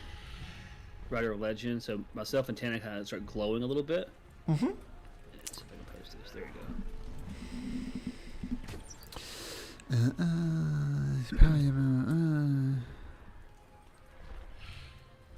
Oh, so it speeds it up. Yep, speeds it up and also makes resistant damage. Okay, I can tell you typed this in because it says your Charisma modifier to damage rolls. I did not type it in actually. Oh, really? Somebody else did. Oh, okay. I'll go and fix it. Okay, cool, got it. So you Okay. really, it's a deep bond you have now with Tana as you get ready. But that will be your turn. Roman, what are you doing? You see, Rafe come out one window. You know it's going to be a hard climb down as the building is working against you. But you have these other options or anything else you'd like to try. There is one guard trapped on the stairs. Yeah, Armistice. Sorry, I'm gonna Armistice. follow- Sorry. Oh. My apologies. Armistice. I'm gonna just. Rafe hopped out the window. And climb down the window. Okay, I'm gonna do the same thing, but I'm going to activate my Arms of the Astral Self first, and then kind of wrap them around my body, hoping that they like shield me in case I fall. Okay, can you bring up that ability, please? Or just tell me what it does.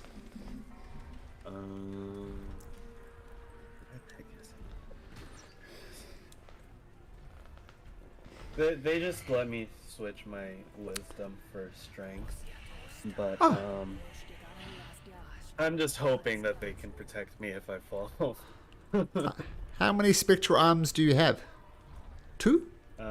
2, yeah. So 4. Okay, so with your astral arms woof, popping out of you, you can do a similar thing for me. Make me an acrobatics or athletics check, please. Okay. The building, as I said, is leaning against you, so it's difficult. So, yeah, And fine. yeah, so you're going down, you're holding on with your hands, trying to get down. But unfortunately, because of the difficulty of this angle, you slip and you fall and you land with a thump on the ground and take 16 points of damage as the wind is knocked out of you. And you're lying prone on the ground, looking up at this building as it teeters in front of you. Nailed it. Roman!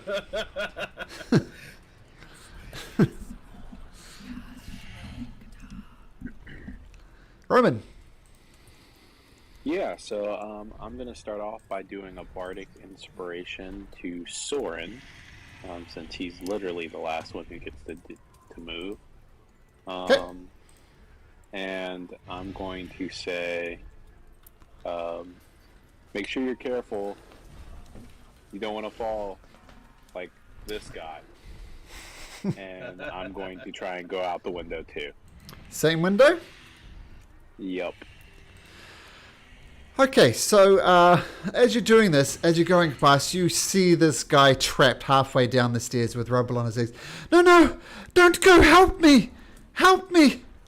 I'll surely die in here without your help, help! Still going up?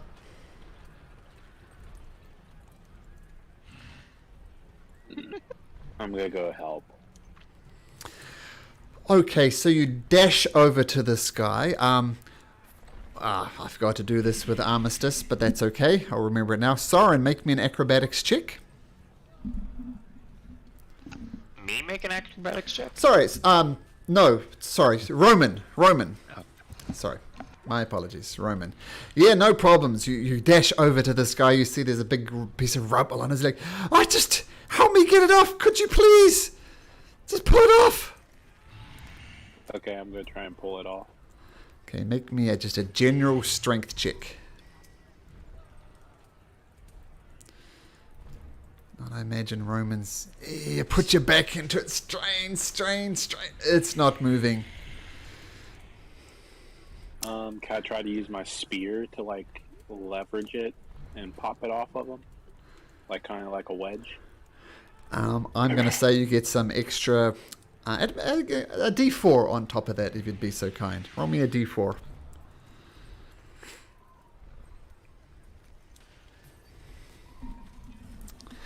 Yeah, as you wedge it, you're just not getting the strength or the leverage. And that's your turn, Roman. As you dash over, try and help him and fail. And I yell to Udis and say, Udis, we need your help. Mm-hmm. Sure can. Eris!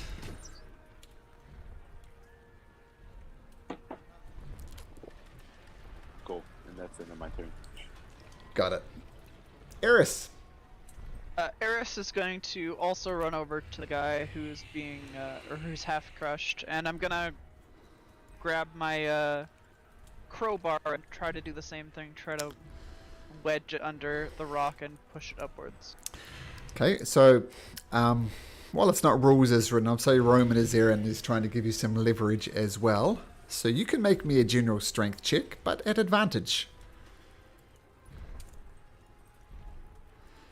Putting you back into it, squeeze down. That's not bad. It's not bad at all. And the rubble pops off. The guy kind of wriggles free, but his leg is an absolute mess. Thank you. You may have saved my life, but I feel very much like I'm out of the frying pan and into the fire. I can't get out of here. Can you help me leave? Maybe I can lean on your shoulder or something, please. Yeah, just grab onto me, and I'll kind of I'll try my best to carry his weight. Sure. And which one is the side with the cliff? And does the cliff go to basically like the water, or what's the deal with it? Well, it's 40 feet down no matter which window you go out. The problem, though, there is about a 10-foot distance from the edge of the cliff to the edge of the keep. So in other words, if you climb down and you fall and you miss, you might miss that 10-foot gap at the bottom and plunge another 100-odd feet to the ocean below. But you don't run the risk of having a keep falling on top of your head. How many other guards are getting ready to jump, or figuring out what they're doing? There's about 6 in here. One of them tried. A few of them just went straight for the stairs, and you don't know what happened because you can't see them. But this one poor guy got it crushed. Selphine has dashed off down the stairs as well. And a couple are going down the cliffside. Yeah, just with the way that it's leaning, because they don't want to get crushed. Okay. There's still east and west as well, but they're more difficult to get to. You might not be able to make it to them. You said that there's 6 other guards with me? 6 were in the room with Selphine. Okay. There's the guard in the corner with all your weapons. Just feel I should mention that. Okay. Yeah, did I answer your question? Yeah, so whoever is left, I'm going to yell at them to jump out this window with me. And I do mean jump. The cliffside? Yeah, whatever guards are left. Okay, sure. First of all, make me an acrobatics check. Yes, sir. So down there with the guard, and you maintain your balance getting over there, and this guy, and you start, and you're shutting. So you're screaming them to go to the cliffside window. Yep. Norquin looks around. And he looks straight at Udas. Udas, what should I do? Just tell me, Udas. Go with Eris. Ah, Whatever she does, just stay with her. do I just jump out the window? Eris? No. Help Yep. that You guy come- and then jump out the window. Yeah. So what was that? I missed Udas. You suggested something else? Oh, help the guy that Eris is helping and then jump out the window. Okay, he goes over there and helps pick up this guard with his wrecked leg, and this will be his action to help you and drag him over to there as well. So Eris, Udas, Norquin, and the guard are there, and we'll see what Roman does when it comes to his turn. But Udas, what do you do? First thing is get my maul from wherever that is. Just The been guy. dropped in the corner. He has no Yep, interest.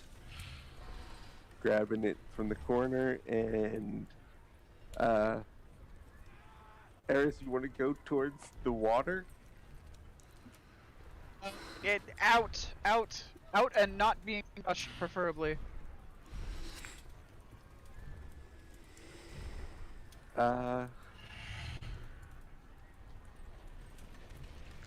Yeah, I think I saw. I'll go out the same way Rafe did, I think, Okay. after I grabbed them all. Same way that Rafe did. Okay, cool. Yeah, make me an acrobatics check, please. As you head down the side of the building.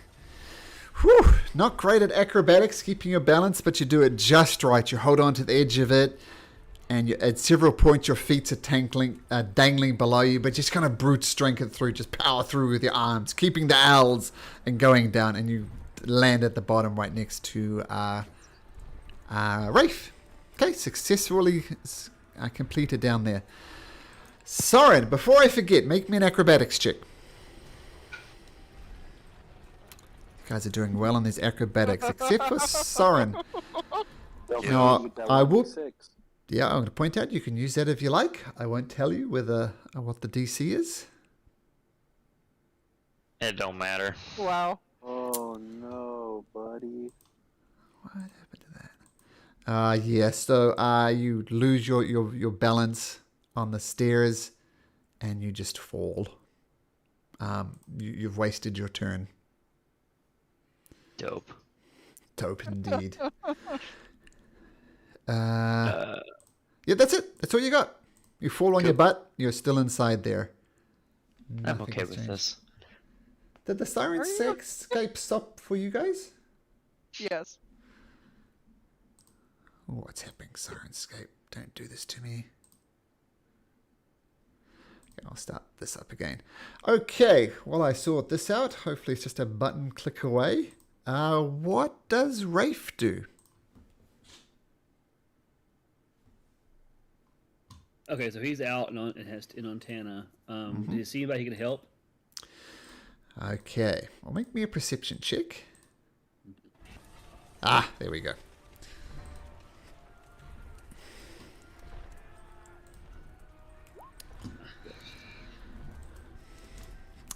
You look around. Let me just bring up my notes here.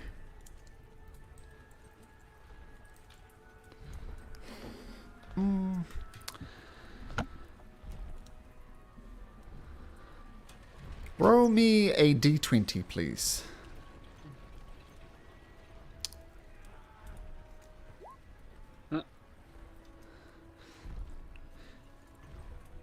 You see, like when this building falls, there's all sorts of rubble and bits of masonry falling off, and you notice one about 20 feet away from you. off to the side of where probably the building is going to fall, but it's been collapsed, and you hear that the walls have crashed in, you hear shattering timbers, and eventually the sound fades and is replaced by screams of people. Help! Help! We're trapped in here! Somebody help us, please! What do you do? So where are they at? Inside, basically, or? Yeah, you hear the sound of several people, you're not sure how many, but they're all trapped inside this damaged building. So how far are they away? So buildings collapse. I can't get in there. It's not falling on top of them, or sorry, falling on them. If the building collapses, it would not crush this building in particular. It's just off to the side a little bit. Okay, so they're mostly safe for now. Mm-hmm. Okay. Is there anybody that I can get to and get out of the way of the falling building first? I'm going to say with a perception 7, that's the only thing you see is this collapsed building and the people yelling for help inside. Okay, so Tana now has a lot of movement, so do I. So I'm going to run into the building as it's falling and try to see and grab anybody and run back out. Okay. There's no obvious entrance inside of the building. It's effectively collapsed on top of them. Okay, then he'll run. So the building itself is. I can't help them right now. I can try to pull rocks off. Is there any place I can pull them off to get them out, or is it all just? No, you can certainly try. You can make me an athletics check. I was looking to wrap something rope around the. Okay, regardless, 14 is actually exactly what you needed, and you grab a big piece of lumber and pull it off, and you see a hand reach out from the rubble. What do you do? I'm gonna pull them out. I'll pull them out, or if I need to bring more rubble, I'll pull more rubble off. No, with the rubble you can pull them out easily enough. You know, it's a young child, and he's like cut up and bruised, but other than that, pretty good. No broken bones or anything. Are you gonna help my mother and father? They're in there. Mom, Dad, help them, please, sir. Help them. So can he pull more out? See anybody else in there, or he can't see anybody? Oh, there's definitely more people in there, but we'll return to what Rafe does in just a second. Armistice. I think you're on the ground, wind knocked out of you. I assume you stand up. Yes, I stand up, and then I walk out of the way of the falling building. Mm-hmm. How far is that? As I said, this is a little bit fuzzy. I say 50 feet, but as I said, we're not doing strict turn orders. But you get out of the where you suspect the keep will collapse. All right, and do I see anything around me of Make- concern? Make a perception check. Perception. Nice. Wow. I'm going to whisper what you see. Oh.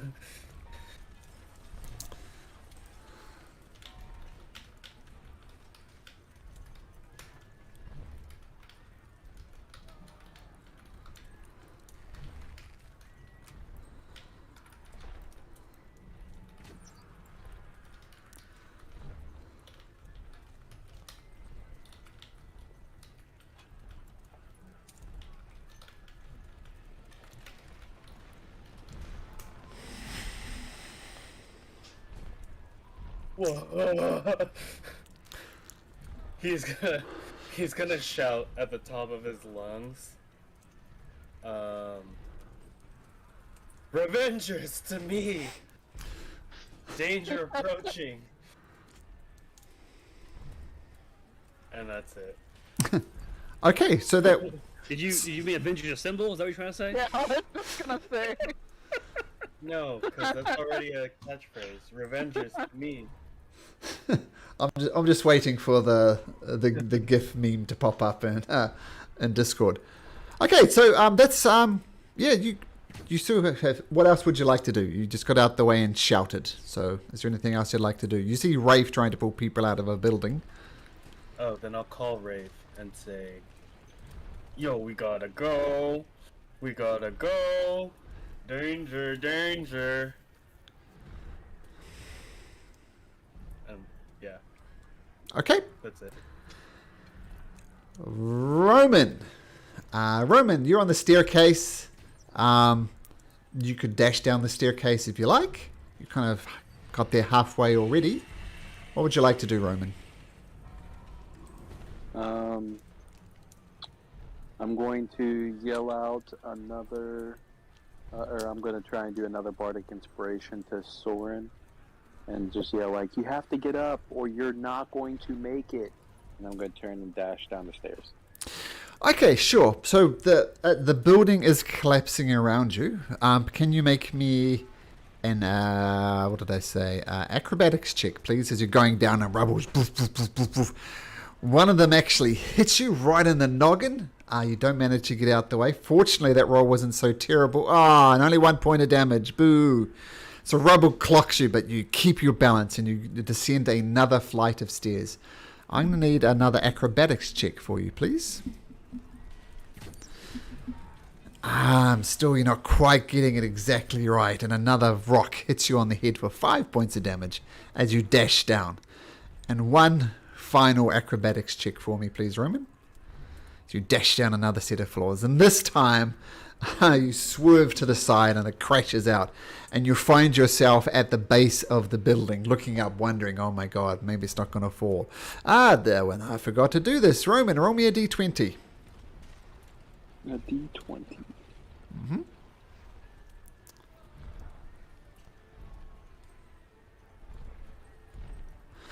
Okay, the building continues to sway back and forth, but it does not fall. I'm going to say that's your turn. So you're right at the base looking up this building that if you stay there, it's going to collapse on you. Eris, standing at the edge with a guard, and Norquin, what do you do? So the other guard that was in the corner holding their, like, our stuff, has he come over to me? No, he dropped everything and ran down the stairs. Okay, so I'm assuming other than Soren, it's just us up here, basically? Yep, and all your gear. All your weapons, at least.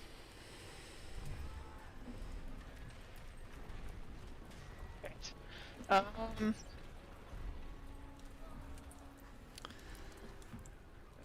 Fuck it, whatever, they'll be fine.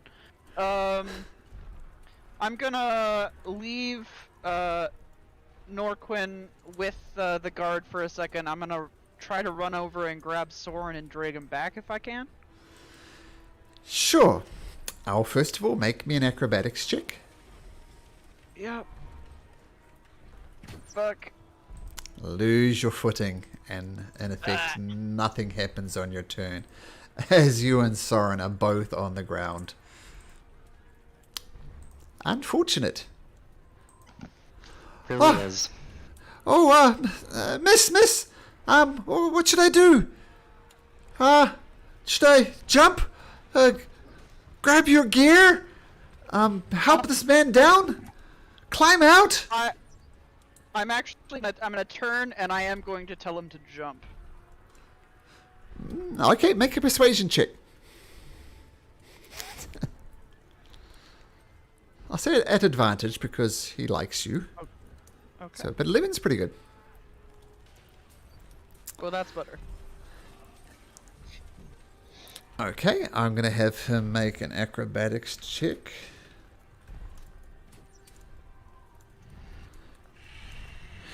Okay, he's okay, miss. And he takes a massive jump and lands, and you hear a thump down below. I will, as he's jumping out, I will reaction cast Featherfall. Okay. Oh, I'm jumping. Oh, this is nice. And he lands gently, boom, on the ground below. Very nice. Very nice indeed. Udas! Looking up for Soren, I thought he was right behind me. And I guess just keeping an eye out for getting out of the way of the fallen building, keeping an eye out for anything that might be approaching the group. Make me a perception check.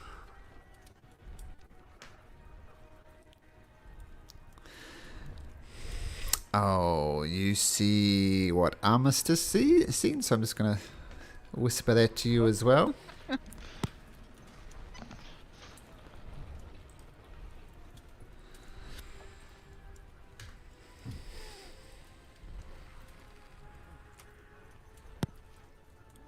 I actually agree with Armistice. Time to go, guys. Get out of there. Okay. So that's what you see. What do you do? Get. I'll help anyone who has jumped get clear of the debris. Okay, I'm not going to make you roll for that. So there's some people there, who've got broken legs and stuff, and are right in the area where this thing's about to fall. And you kind of drag them aside and get into relative safety, assuming the building is going to fall in the way that it looks like it's going to fall. But it is swaying a bit, but he drags several people along. One eye up at the sky. Yep, that'll be your turn. Soren, you're on your butt, buddy. What do you do? I get off my butt. And you make me another acrobatics check. I go back on my butt. Oh, yay! Nah. You do one of those cool moves when you're lying on your back and you kind of flip up and land on your legs. That's what you do. Oh, I'm so cool. So who's like left in here? There's Eris and a guard with a badly damaged leg.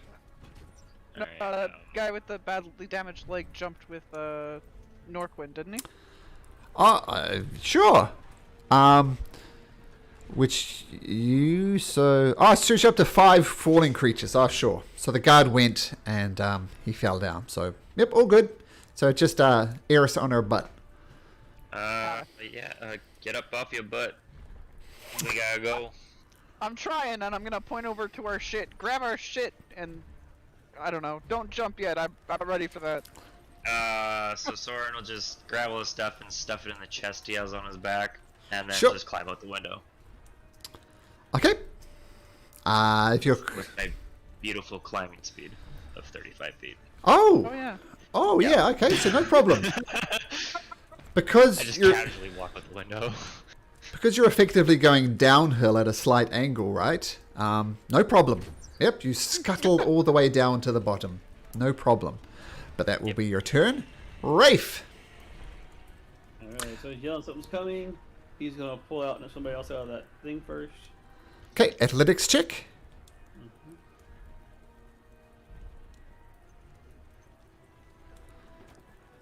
Yeah, you pull another person out.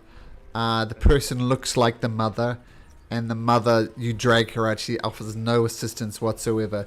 She's got a massive wound on her head. She's just covered in blood, and she's not moving. And a little child comes up. Mother! Mother! Do something, mister! Do something! She's badly hurt! Do something! He starts pounding on your leg. Help her! Can I do a lay on hands, or is that another? You can, if you want to. Okay. Yeah, do a couple points of lay on hands, and How- then put them both on the lieutenant, and we'll get the heck out of there. How many points? What's it take to get her up? You One tell me. Usually it's one. I'll do 2. You tell me how many you're doing, and I'll tell you what happens. I'll do 2 for now and see if it works. Don't have more. How does that work? Her eyes blink open. Oh, she hugs her son. Oh, thank you, sir. What about my husband and my other children? Help! More kids are in there. Uh-huh. Okay, I guess he's not going anywhere. Okay. What did he see what they're yelling about yet? Whatever's coming. Well, not only everybody sees it now. So, what those people saw, everybody can see it now, are coming from the north at a very low trajectory is a red dragon. I'm not going to say if it's an adult or ancient or whatever it is, but it's definitely a red dragon. And it approaches the town and it's just hovering about 60 so feet up and just breathing fire down indiscriminately. About 100 feet or so from them, you see a massive bird land, huge wingspan, 50, just massive, and you see creatures just piling off this ginormous bird, and you see half orcs, and you see dwarfs, you see half elves, you see even the odd goblin as well. And you look at the armor they're wearing, and they're wearing the blue and white crest of the ascended host. And these people just pile off there, and let me show you. This is basically what they look like. This is quite convenient because this guy was wearing blue and white as well. And these people are just piling off there, and already they're starting to engage in combat against members of the ascended host. The assembled, sorry. So it's assembled versus the host. The name of their military arm is the host. So ascended host, Wonderman assembling, and they're just piling off. And at the moment, looks pretty good. There's about 30 of these creatures that got off, and you look around the town guard. There's maybe 100 or so guards that are actively involved in now going in them combat. So should be fairly comfortable. Rafe. Okay.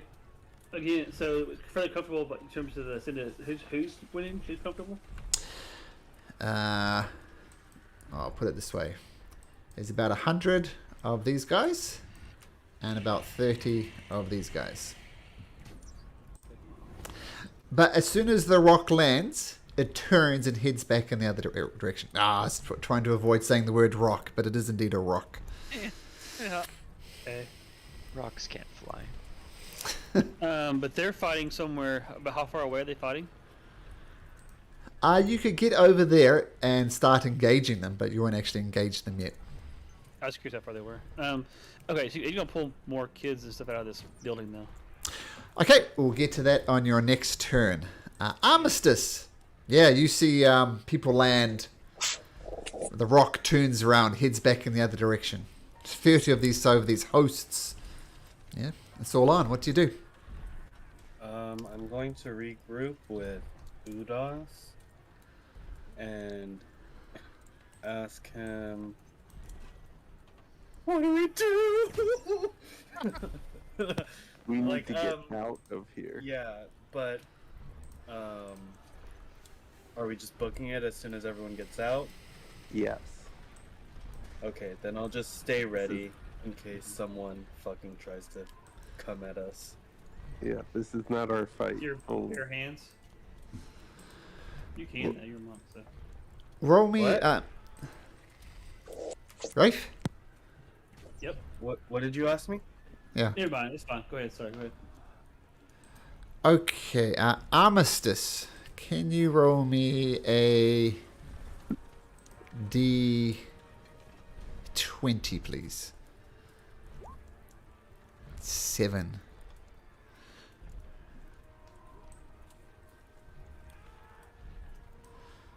Okay, as you're wondering what to do, 2 members of the Ascended Host come up and approach you and Udas. I say, these are surely assembly scum! Get him! And he takes out a massive great axe, rushes up to you, swings his great axe. What's your armor class, Armistice? 19. 19, so this one flies over the top of your head, doesn't do it. But it comes back with a second great axe attack, and this one also misses you. The other one rushes up to Udas. Actually, what I'll do, I'll add them a turn. And we'll say they happen on turn 18.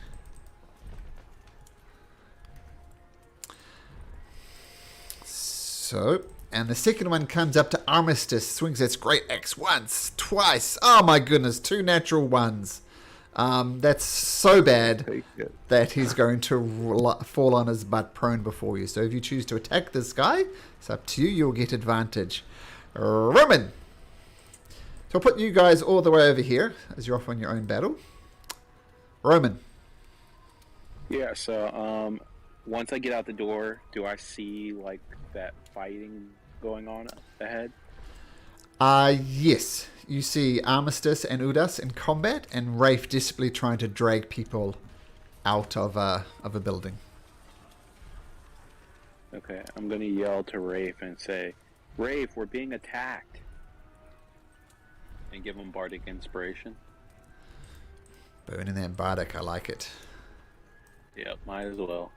Yeah, absolutely. And then because I don't have any weapons on me, I am going to use a spell slot to cast Dissident Whispers on the one that's attacking my brother. Okay. Is that intelligence? A wisdom saving throw. Okay, wisdom saving throw on the host. It rolls an 11. So does it do anything other than the 8 points of damage? Yeah, so it says if available, it has to move as far as its speed allows away from the creature. But it won't move into obviously dangerous ground like a fire or a pit or a hole or something.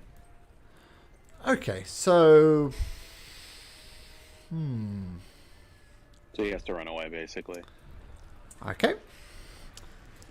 So this is not really running away from you, but I'm saying he takes off from Armistice, away from him and away from you.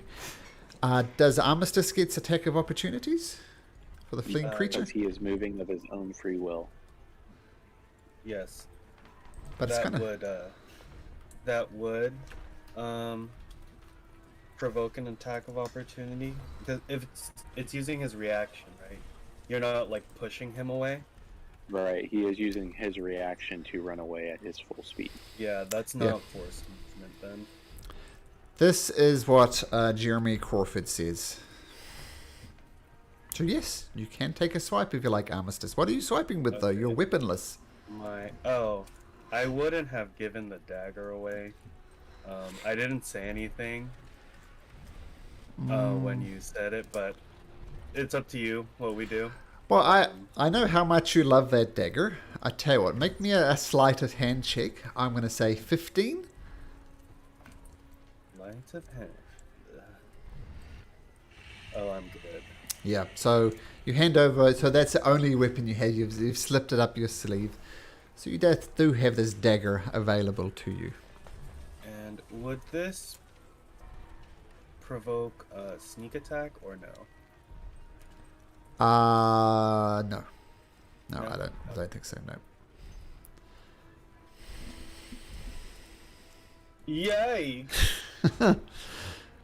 Yeah, so you bring it out from your sleeve, so get ready to stab him, and it just slips off your sleeve all the way. You forgot to grab it, and it falls to the ground. You reach down and pick it up, but that's your attack of opportunity wasted. So Roman, you cast your spell. I assume you move out of the falling radius of the building. Yeah, I'm gonna run closer to them and be like right behind them, right there. Sweet. Basically. Your old buddy Norquin says, I have your weapons, friends. It comes around the side of the building. Who needs a weapon? Rafe, I have your sword. Do you want your sword? Absolutely. Oh wait, who grabbed it? No, it was Soren who grabbed the swords, wasn't it? Yeah, that's the one. Sure was. Yeah. Yeah, I'd give you your sword, but I don't have it. Let me help you pull people out, and you'll be at advantage for the next time. That's what Norquin is doing. Udas. You very much skipped. Garrus. Oh, did I? I am just so excited by this dramatic combat. Eris. I'm gonna stand up. I'm still in the tower. Yep, you can still make me an acrobatics check.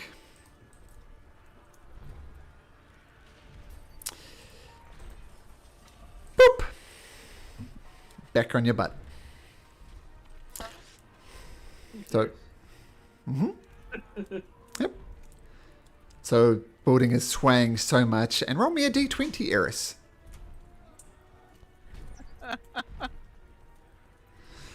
Building is still standing. I keep on forgetting to do that. So that was his turn. He did that. Judas. This guy came up. I'm gonna rage. So He's prone with his double one, so you can roll at advantage if you like, even without going reckless. But yeah, rage on. I mean, he goes reckless anyway. But that's Sure. But where is the table? Sorry, got to pull it up. Oh, that fun thing. Yeah. Game rolls, barbarian. Wild magic. There we go. 7. So, the ground, flowers and vines. Nothing too weird happens. But Rough difficult terrain. Okay, cool. Got it. And, yeah, I will swing down. Okay, with advantage. 21 hits. And that's 11. Is it done your rage with it? No, 11. 11, yeah, 11. So you bring down the massive maul on this half-orc on the ground, and you crush him right in his cheek, and his chest caves in a little bit. That's everything I can do. Okay. Eris, yeah, while you're on the ground, you're making me a perception check. Okay. This is for Eris. She just whispers. You look around the room. There's some papers scattered from what you assume Salphine was working on. And you do see a chest in the corner as well. I'll let you know what you want to do with that when it comes back around to your turn. Soren! You're at the base of the building. Woohoo! That's where I want to be. But on the wrong side, effectively, where the action is. Oh, that's okay. He'll just saunter over to the other side. Okay. And that's about it. Okay, so you see these guys involved in battle. Rafe and Norquin trying to bring people out. And you see the Rafe, not the Rafe, the Rock. The Rock coming back. And she lands another 30 of these people on the island. Some of them have died. So there's 45 left of those guys. And we'll say 85 left of these people. So there was 30. The Rock brings another 30. She's like going boom, boom, boom, boom, back and forth. Now there's 85 Wanderman Assembly versus 45 of the other ones. Rafe, so yep, that's what happens. And what do you do? Pull some of this out. Okay. Athletics check as advantage as Norquin helps out.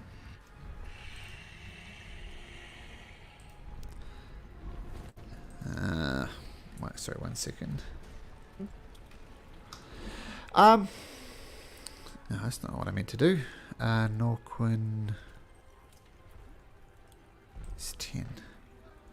Yes, with Norquin's help, you do bring one of them out, and it's another one of the children, as it so happens. But yeah, you bring them out, and they're fine. This is my husband, and one more child. I know I'm asking a lot, but please do not abandon us. Okay. Armistice, make me a wisdom saving throw. Wisdom save. Uh-huh. Okay.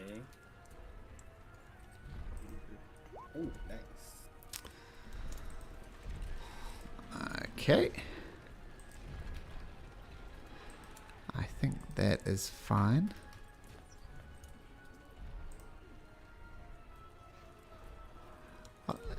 Let me just put this on here for because why not? Because I like putting dragons on maps. Oh, there's 2 dragons. Oh dear. So the dragon does a massive swoop over your head, and you look up and see the sheer immensity of this thing and the sheer ferocity, and think, oh my god, this is scariest shit I've ever seen in my life. But Armistice, you resist the urge, and you do not get afraid of the dragon. What do you do? He's gonna say, okay, problems at hand first. And he's going to attack the guy on the floor. Sure, same deal, at advantage.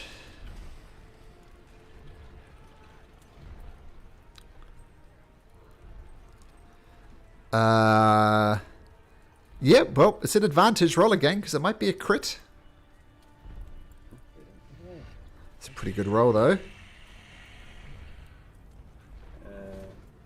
So that would be... That's your damage. I think you roll... Oh, sorry, 12. I saw it now. Sorry, 12. So the 22 hits. And sneak that's attack... 15 for that attack. And then 1 of the smoke. The guy... Boom. Dies. And the smoke leaves his body. Just... Boom, and enters into you. Do you remember what you need to do about that, Armistice? Yes, I do. And he will now shout, Rafe, we gotta go. Get over here and reassemble. And that's it. Okay, cool. This host on the ground doesn't. This guy says, oh shit, what am I doing? And rushes over here next to Roman. But that's all he can do. You can rush back there and nothing else. Roman.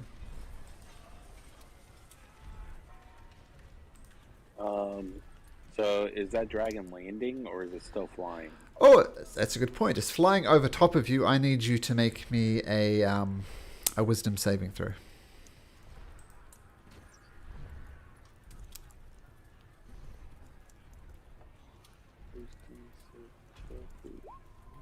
Oh yeah.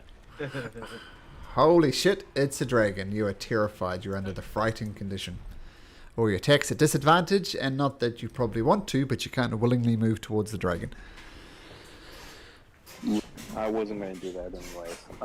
We have to go now. Where is everyone? Oh, there you guys are all over the place. And you haven't even seen Eris yet. You've got no idea where Eris is. Is Eris still inside, guys? Because I don't know. And I was due. She is inside? Soren kind of does. Soren does. You know Eris. You haven't seen Eris leave the building, and she seems to still be in the building. So, Soren, what do you do with that information? I'll just point and be like, I think she's still up there. I'm sure she's looting something.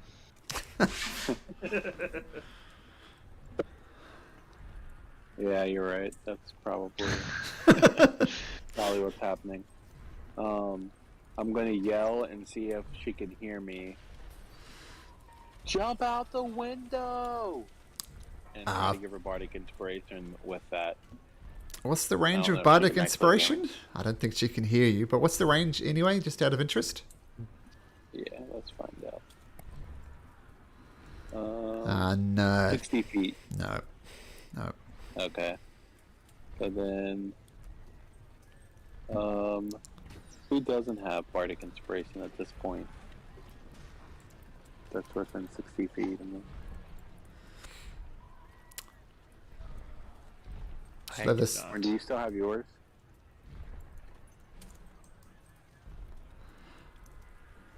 Soren, I think. Oh, yeah, I don't. I mean, you used Okay. one, but then Yeah. then he cast it on you again, didn't he? No, Or was that Rafe? Oh, that was Rafe. Sorry. Yeah. Okay, regardless. I'm gonna cast another one on you, Soren. Yay. And then is this guy next to me like about to attack me, or Yep. does he look like he's gonna attack me again? He looks like he's going to attack you. Cool. I am going to cast Hold Person on him. Okay. So member of the host needs to make a wisdom saving throw.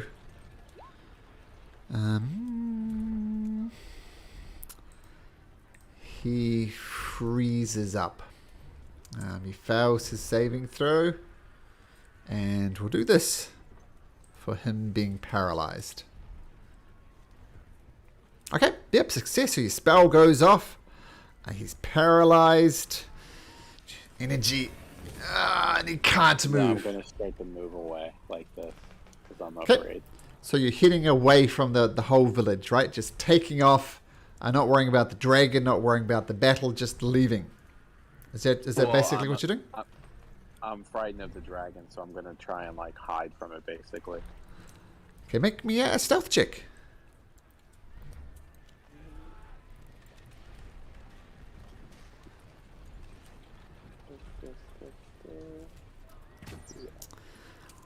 Okay, nice.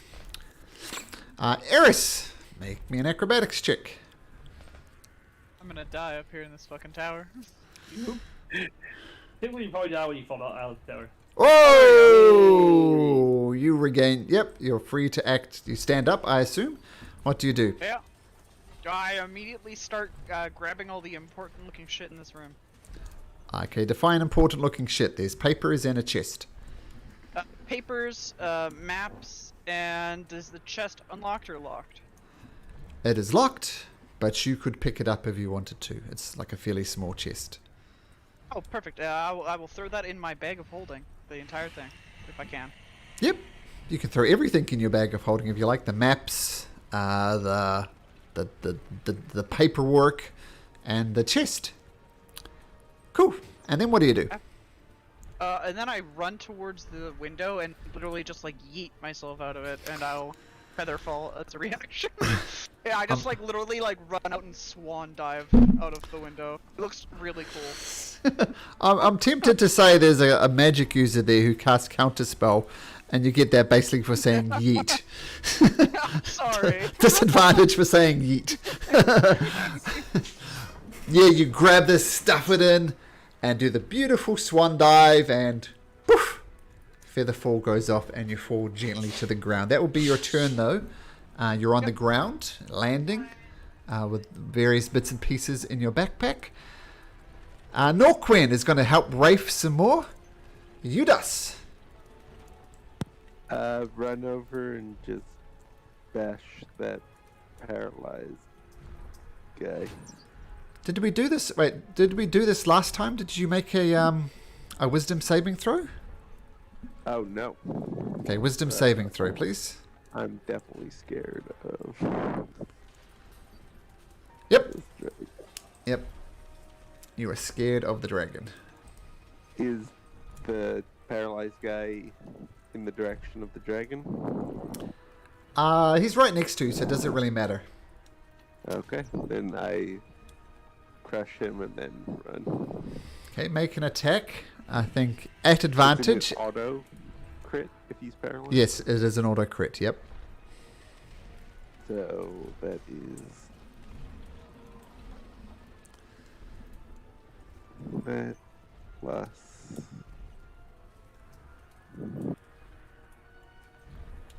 25.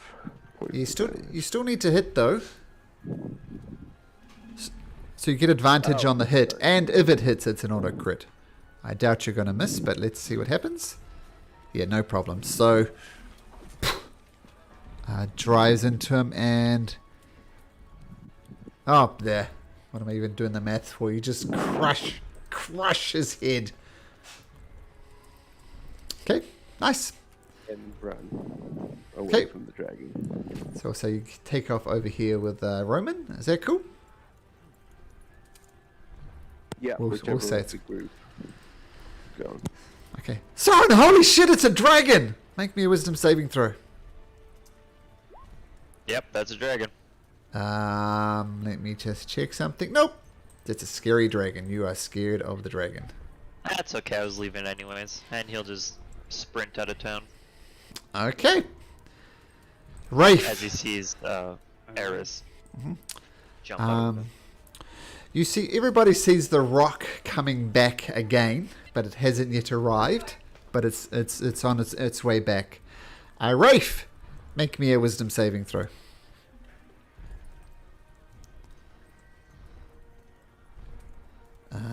Yep, you too are afraid of this monstrosity flying above you.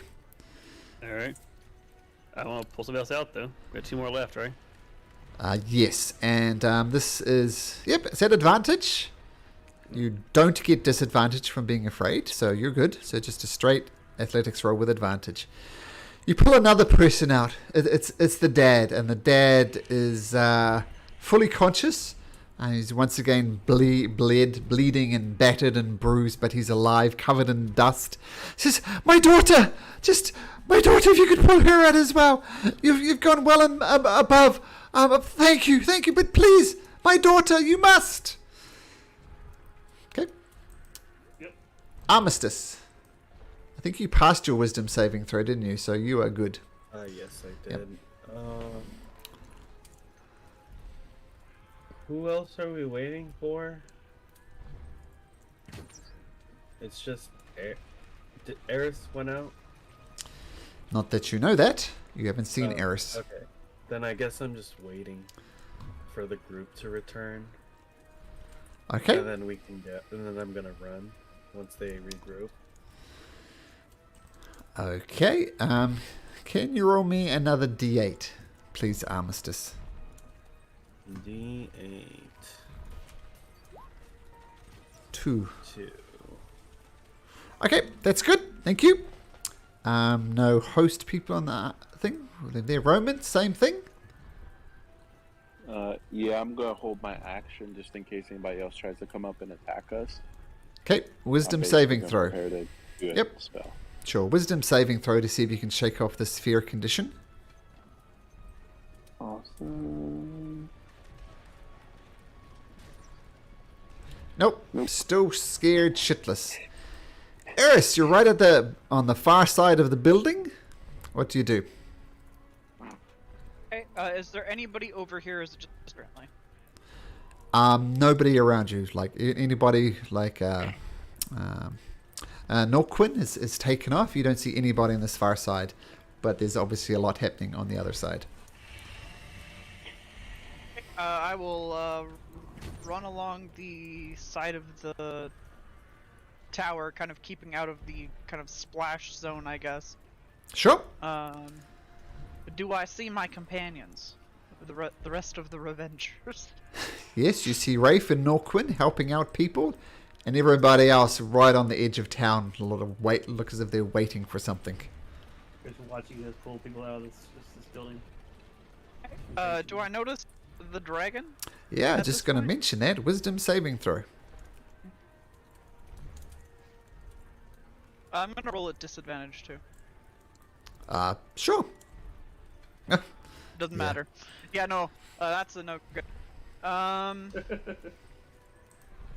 If I go over towards, like, am I capable of going towards Wraith and Norquin to go help out the people, or is that too close?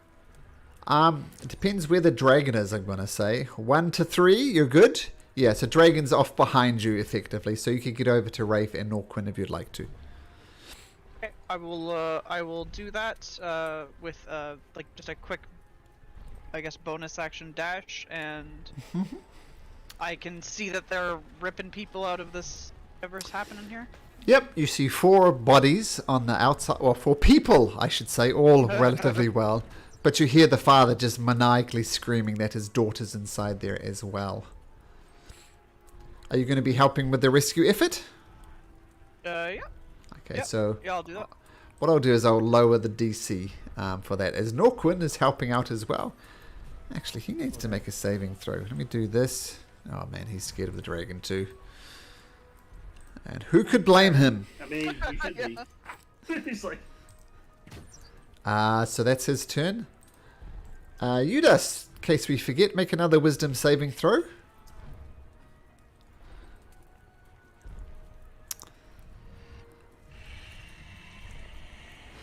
Wow, 18. That's an excellent roll. You are still afraid of the dragon.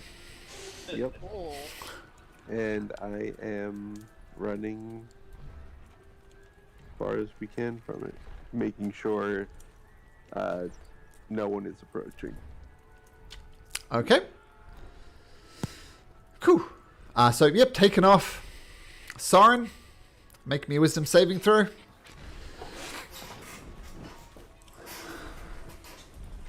Yes. Still afraid. Yep. That's okay. He's Waiting. holding his path true. Waiting, running. He's leaving. Okay. In fact, I'm going to say Judas. And, how does that work exactly? I think 120 feet. I'm going to say Judas and Soren get far enough away from the dragon that they are no longer functionally afraid of it. You're too far away for it to be scary. Cool. Okay. Running. Rafe. Alright, we'll fail it again. Wow, his daughter. Athletics.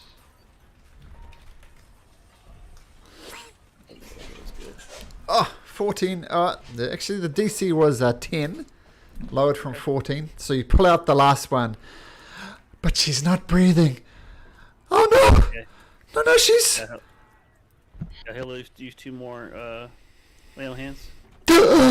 She takes in a deep breath and goes, Papa! Papa! However, can we thank you? And the father rips off his boots and gives them to you, Rafe.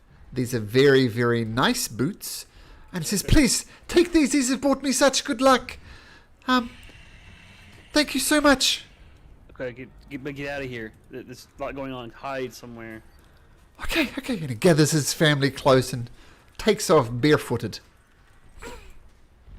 Alright, he'll jump on Tana and join the rest of everybody else. Rafe, roll me a d20. D20.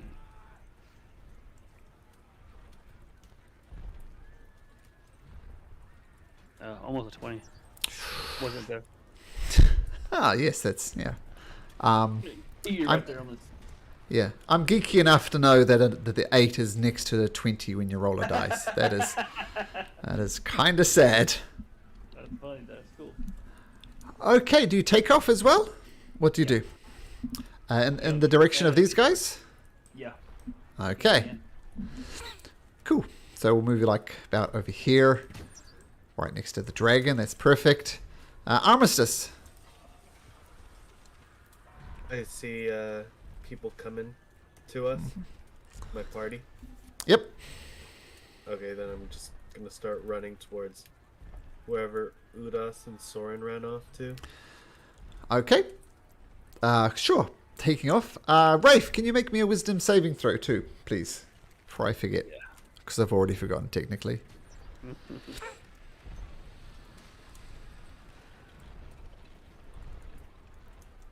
No, still afraid. You notice, by the way, the guards, the members of the assembled, they're taking pot shots at this dragon. Most of them are just going way wide, but some of them are hitting, so they're doing some damage to the dragon. Use that information how you will. They'll do that. Roman.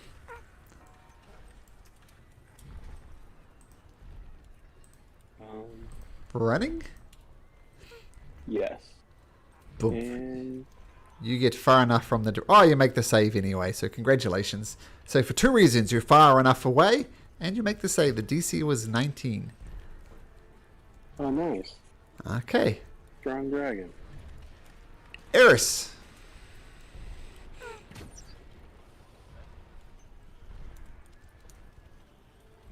Rafe ran towards the dragon? No. This is just theater of the mind. This dragon could be anywhere. It doesn't really matter. It's not really a battle map.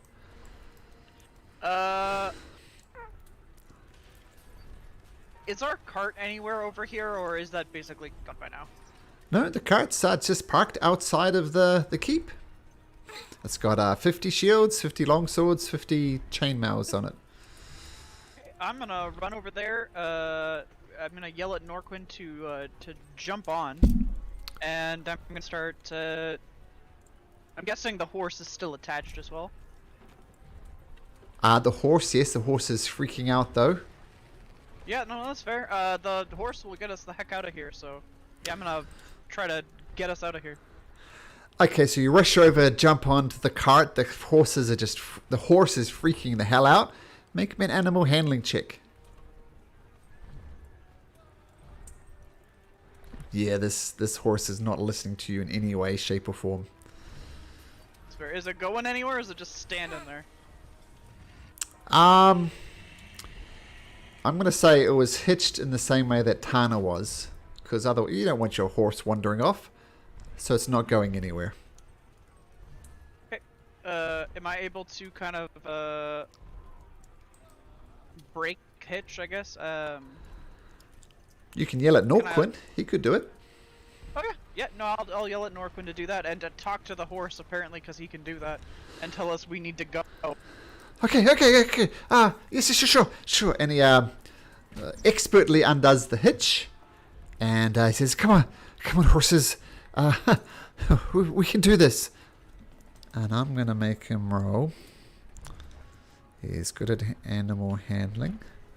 Don't have his stats, but we'll do 2 of those at advantage. Oh, natural 20.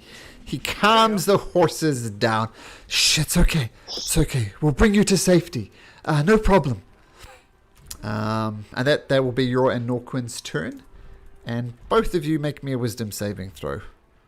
We'll say that's for Norquin as well. Nope, he's still afraid. Eris? You are still afraid. Judas! Take- Just setting up a perimeter, pretty much. At Okay. this point, waiting Cool. for the others. Soren! Same?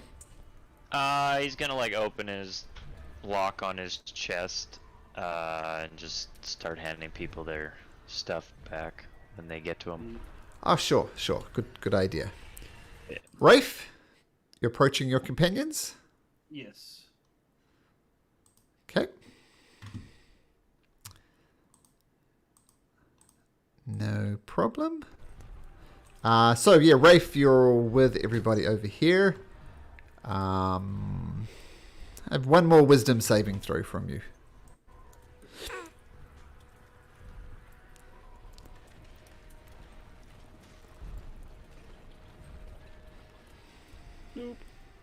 Nice. Okay. The rock lands again. And now landing another 30, so that's 75, we'll say it gets down to 70. And 70 as well. In fact, 60, as some of them have been burnt by this dragon. So, everybody's away from the collapsing building now. One more time, Rafe, roll me a d20.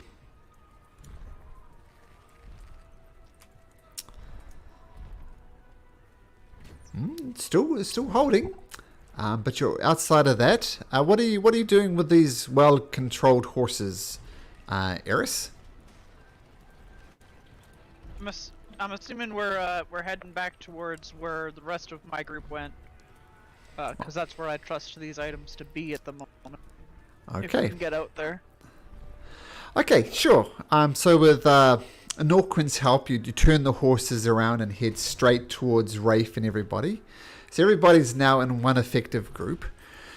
What I need, though, one more roll before we hear the session. And since this is such an important roll, I'm going to roll a d6 first. It's going to 1, 2, 3, 4. Rafe, roll me a d20. Okay. You got this, man. I haven't know what I'm rolling for. Same thing. So fortunately, the dragon is not caring that these 6 people and this horse are taking off. It is continuing its assault on this village, and you guys, leave with this horse. The horse is, I'll say, Norquin is good enough to get the horse to go faster than a walk, like a trot. It's sort of a jog for you guys, and you take off, and you look behind you, and you see the village in flames. You watch from a distance as this rock goes back and forth every time she brings an additional 30 members of the host, and eventually, this is going to be a mismatch. There's far too many people. There's an allied dragon, and just instinctively that this town has fallen into the hands of the ascended host. And that, my friends, is where we'll end the session for tonight. And we'll see what repercussions have with your decisions you made, which is always part of the fun. Okay, but thanks, guys. Hope you had a good time. Yeah. Yeah, and we'll Yeah. see you next week. Okay. Take care. Bye-bye. You too. Bye. Bye.